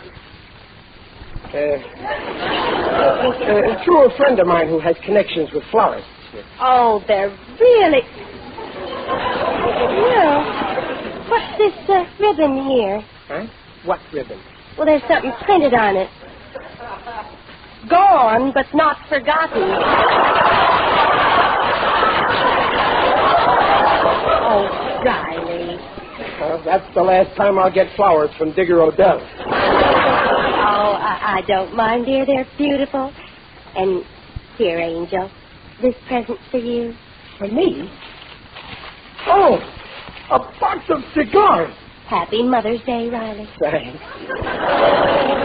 I knew you wouldn't forget me. Hey, you better eat your breakfast, Dumpling. Your coffee's all cold. I'll go make some more. Mom, why do you give Pop a gift every Mother's Day? Well, that's a secret. Oh, you say that every year. Come on, tell us. Oh, no, I better not. I don't think your father'd like it. Oh, we won't let on we know. Oh, come on, Mom, spill it. Well, it's really not such a dark secret, only... Well, you see, your father's not exactly a hero in the story. It happened 15 years ago when you were only a year old, Dad. Your father had a job as a milkman. He had a tiny little apartment in Brooklyn. And I remember one day your father came home with a clean look on his face.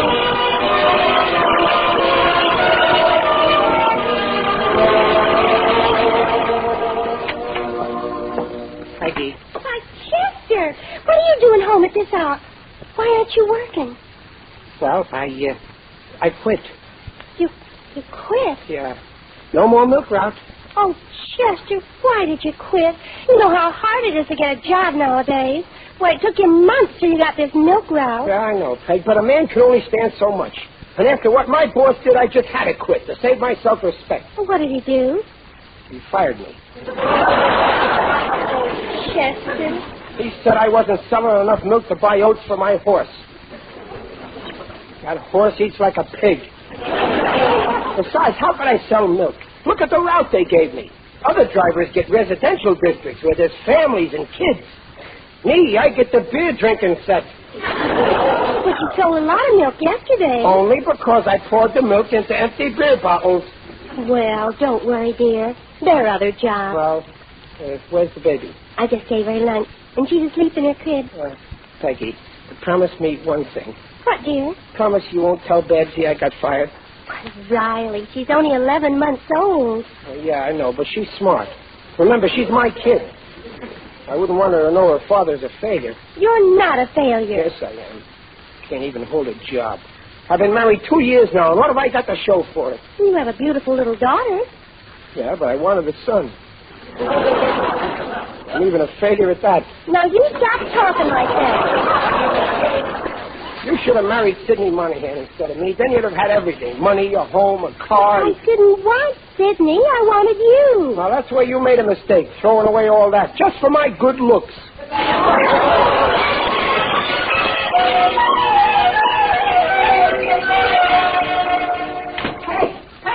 Hey, I got a job. Oh, Chester, that's wonderful. Yeah, I'll start tomorrow. Oh, I knew you'd land something if you kept looking. Oh, I'm so glad.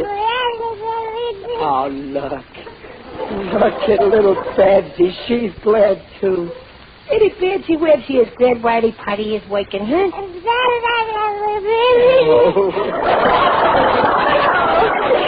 me all about it, dear. What kind of job?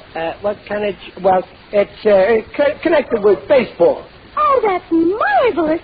You always wanted to be a baseball player. Well, I'm not exactly a baseball player. You see, they got this canvas with a hole in the middle, and I put my head through it.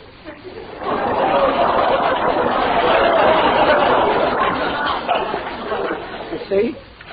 Chester, you mean they throw at your head like in Coney Island? Yeah, but once in a while they miss. I won't let you do it. Now, that's final. But we need money. The landlord's been here 3 times this month for the rent. Chester. Yeah? Sidney Monahan dropped in today. What? Well, he's got his nerve. What does that 4-flusher want here anyway? Don't he know you're married to me now? That wedding ring on your finger... that wedding ring in the pawn shop is sacred. Oh, don't be like that. He just dropped in to see how we were, and he was very sweet. When he found out you didn't have a job, well, he offered... Nothing doing. I won't take no job from him. He can't come here. Riley, he offered me the job. What? He said I could have my old job back as his secretary.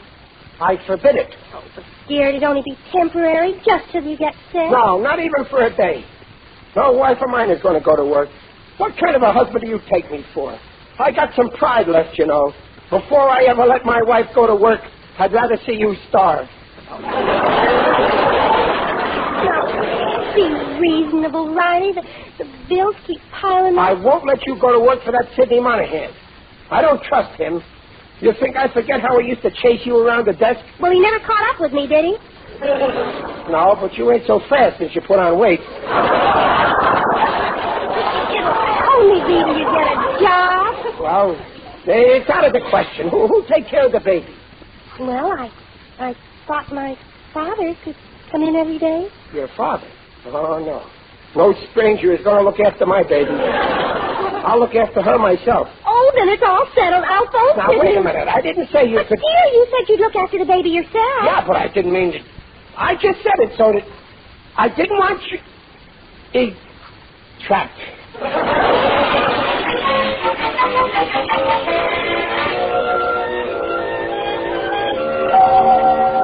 Oh, Riley, I got to go now. I'll be late. Now, you know what you have to do? I know. Now, don't forget. Give her a bottle of milk at noon, and she's got to have 3 drops of codling oil at 4 o'clock.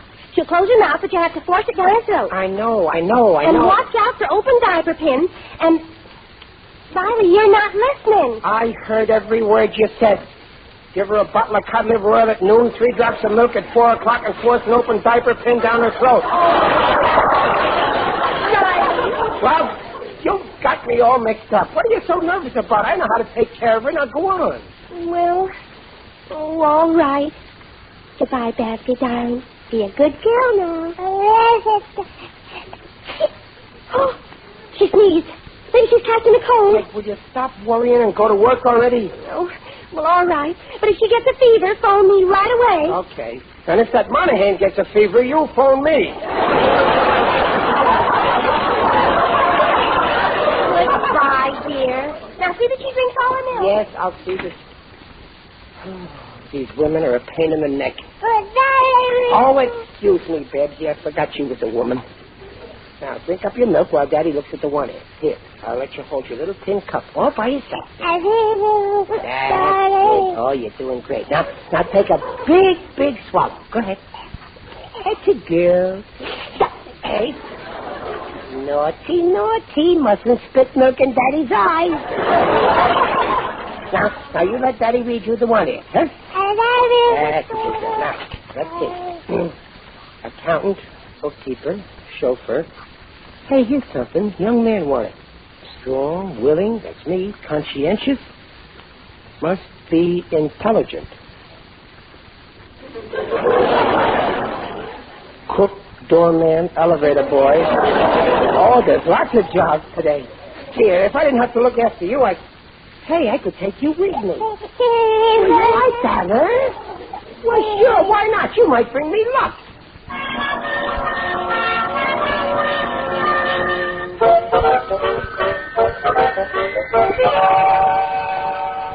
Oh, my teeth, Babsy. Let's sit down on this bench a minute. So, you're complaining. How would you like to carry me around all day? Oh, what a day. We must apply for 20 jobs. I just can't connect.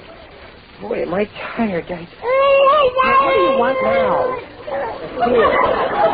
Here, play with your little cup. Now, here, honey. Now, be quiet. Oh. What is it now? No, you can't have my nose. I need it to breathe with. Oh, you want a pencil? Well, here. No, only one.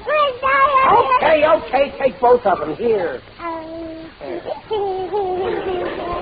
Now, be a good little baby and let Daddy rest in there. I'm so tired, my feet are just...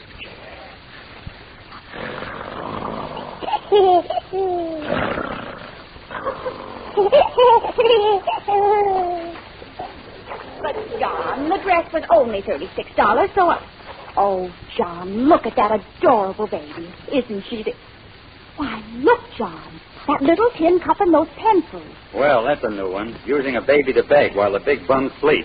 Oh, I think it's pathetic. John, give them all the change you have. Well, all right. There you are, you little sweetheart. Look, John, she's offering you a pencil. Holy smoke, he's got the kid trained. You keep your pencils, darling. Come along, John. Oh, you see such terrible things on the street now.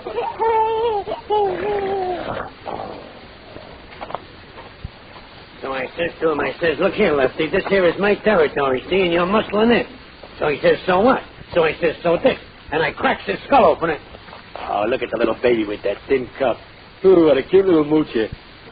Here, baby, here's a pin. Buy yourself a lollipop. You know, Trigger, a thing like this breaks my heart. I'm just a softie. What was I telling you? Oh, yeah. So I cracks his skull open. Then he pulls a gat on me, so what could I do?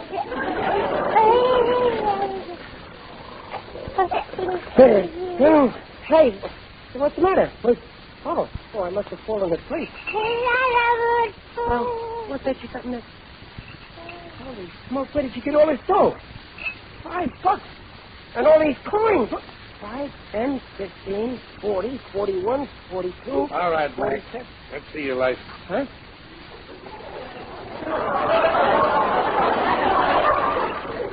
What's the matter, officer? You got a license? License? What for? For peddling. Well, who's peddling? I've been watching you with that cup there and those pencils. Oh, well, And where'd you get all that money? Well, You better come along to the station. It wasn't me. It was the baby. The baby did it. She's money mad. Oh, the baby did it. Don't say a word, Betsy. Let me do all the talking. So you had the baby begging? Yeah, the baby? No. This looks like a case for juvenile court. Come along. No, wait, let go. I wasn't doing it. I just happened to... When I woke up, Oh, my poor little baby, 11 months old, and she's a convict already.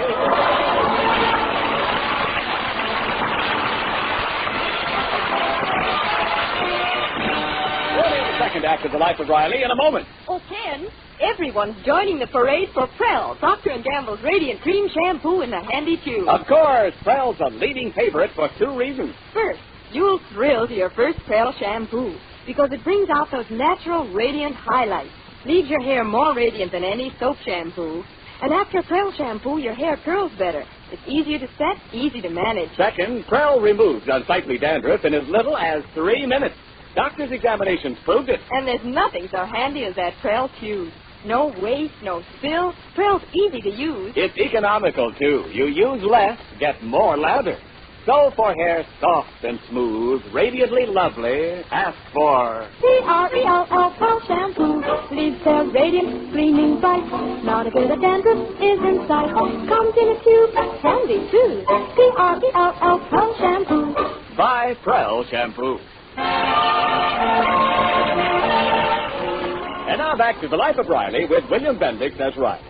Mrs. Riley is telling the children about Riley's adventures as a babysitter with his own baby some 16 years ago. Mother, you mean they actually arrested Dad? That's right. Gosh, Pop in jail. Well, it really wasn't jail. They had a hearing in the juvenile court. And I was there with Daddy? You were the star witness, Dad. And you didn't know anything about it? Well, how could I? I was at work. Well, anyway, your father was brought up before this judge, and it looked very bad for him. Order in the court, order in the court. I'm trying. Young man, one more outburst like that, and I'll hold you in contempt. Well, they're trying to take away my baby. Nothing of the kind. Nurse Watkins here will merely hold the baby during this hearing. Now, you better not try any funny business, or I'll have you all arrested. Young man, you obviously fail to realize the seriousness of the charge against you. Now, please answer my question. Yes, sir. Are you the legal father of this baby? You bet it's legal. I got a marriage certificate to prove it. This is no time for levity. You're charged with contributing to the delinquency of a minor. Utilizing a baby for purposes of begging. Well, I wasn't begging. I don't have to beg. I got a wife who's working. How do you account for the money in the cup? Well, how should I know? I fell asleep. Oh, you fell asleep while this infant was in your care? I just dozed off. I was tired. I have grave doubt about your fitness as a father. Oh, no, I'm a wonderful father. Why, that baby adores me. Honest, Judge, I'll prove it to you. So would it be if you were for great big daddy? Oh, now, please, Betsy. Show the judge how you love your daddy. Now, come on, let you play with my nose. That's a good baby, you see. Don't keep at me! I want a lawyer, and I want this baby charged with perjury. Before the court arrives at a decision in this case, I'd like to see the mother of this child. Where is she? In Monahan's office. Probably running around at desk. What? I mean, I can have her here in an hour. Very well. Court's adjourned for 1 hour. Well, come on, Dad. We'll go get Mama. No. You'll leave the infant here. Oh, no, I can't do that. I wouldn't think of it. A little baby. You'll be perfectly safe. Nurse Watkins is very competent. Oh, okay. You got me over a barrel. But before I go... What are you writing there? Here, sign this, Judge. What is this? It's a receipt for my baby. I don't trust nobody.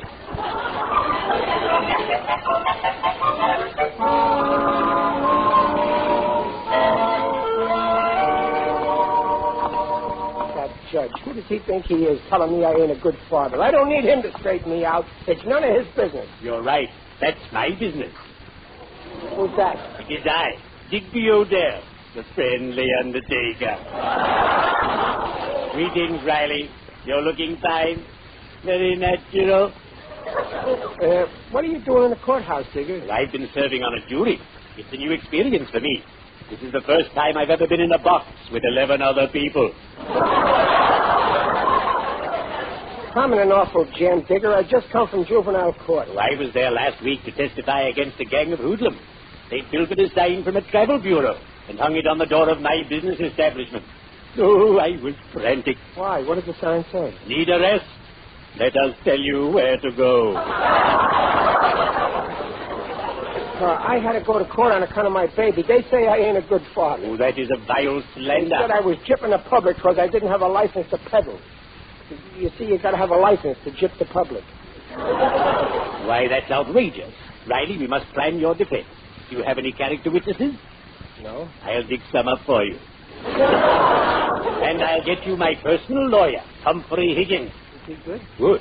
He's the official attorney for the NAM, the National Association of Morticians. Just watch how he cuts the ground out from under that judge. Oh, you'll adore Higgins. Crooks swear by him. Well, then he's the man I want.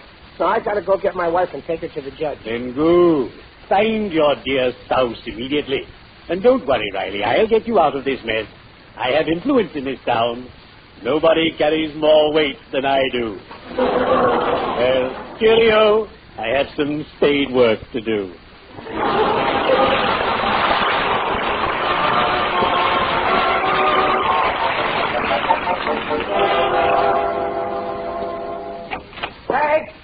Peg! Oh, she ain't home yet. Oh, when she finds out her poor baby ain't here, I don't know what she'll do. Papa, please don't talk like that. I won't stand for it, Peggy. I won't have my daughter working to support her. Just for a while, Papa. Oh, hello, Chester. Oh, Peggy, I'm so glad you're home. Oh, your father's with you. Hello, Mr. Blocker. Don't talk to me, you lazy lout.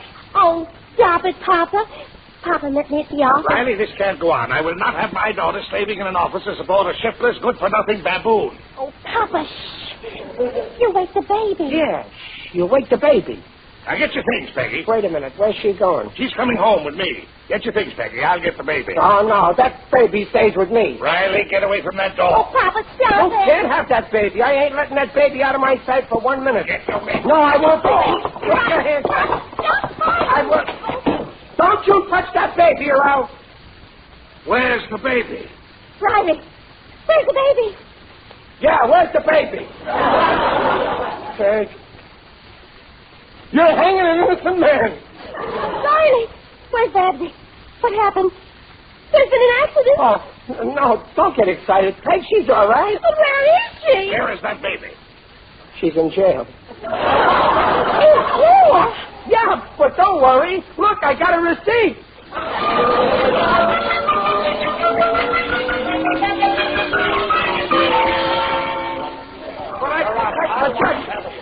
Order in the court, order.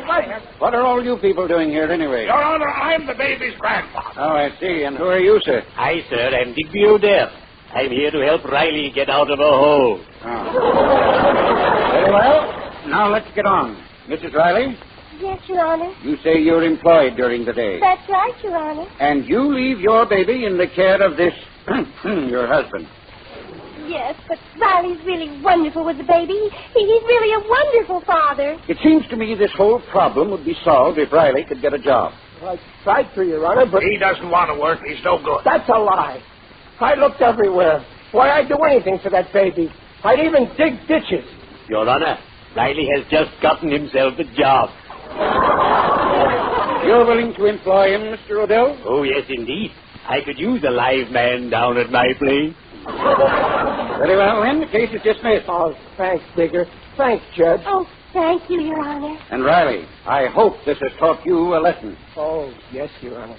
Believe me, I'll never try to be a mother again. I just ain't built that way.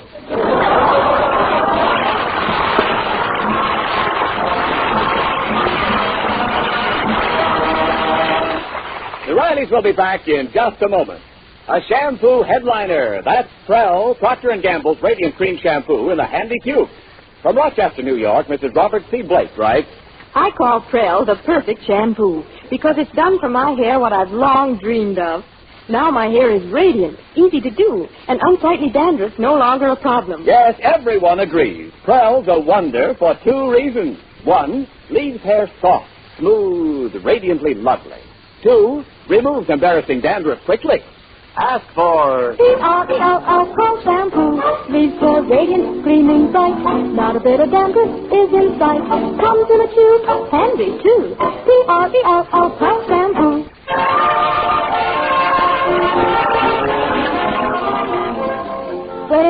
that's the story. So every year on Mother's Day, I give him a box of cigars for being such a wonderful mother. Oh, Daddy sure was a character. Boy, I'm glad you were born first, Babs. Well, here's the coffee, little mother. Oh, thanks, dear. Daddy, I just found out you owe me $5. I do not. What $5? For the $5 I collected in my little tin cup. The $5. Peg, you told him. Come on, Daddy, $5. Now, wait a minute. She's right, Pop. You owe her $5. Yeah, don't be such a wise guy.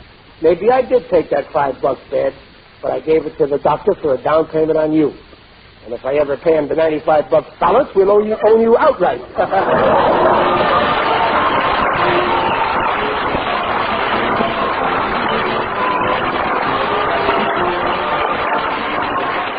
Folks, this is Ken Niles, happy to announce that over 5,500 retail florists, all subscribers to Telegraph Delivery Service, Flowers by Wire, have voted Mrs. Riley radio's favorite mother. Congratulations, Paula Winslow, for your fine portrayal of Mrs. Riley. And remember, there's still time to remember your favorite mother with flowers on Mother's Day.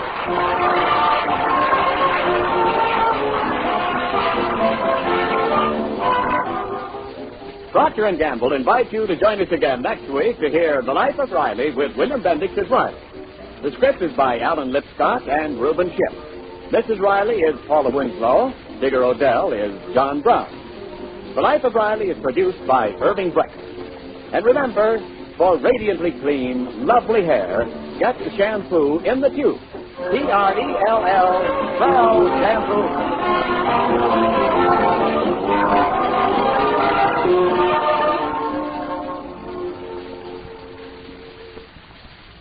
In the factory, on the farm, in the home. Hey, Mom, where's the lava soap? Yes, Mom, Dad, Junior, all need lava soap to get dirty hands really clean. With a quick lava wash-up, all dirt is off and down the drain. There's no dirt left on hands to streak nice towels. 50,000 tiny scrubbers in every inch of lava's snowy lather get deep dirt from skin crevices between fingers, around knuckles and nails. Get the stubborn dirt ordinary wash-ups miss. And hands are sparkling clean in 30 to 50 seconds. Mothers know lava is wonderful for cleaning children's grimy hands, knees, elbows. Mrs. Catherine Delaney of Boonton, New Jersey says, "You should see how dirty my youngsters get, but lava gets them clean from head to toe in no time, yet does it gently." Remember that, folks, and get the soap that gets the dirt. Get lava soap.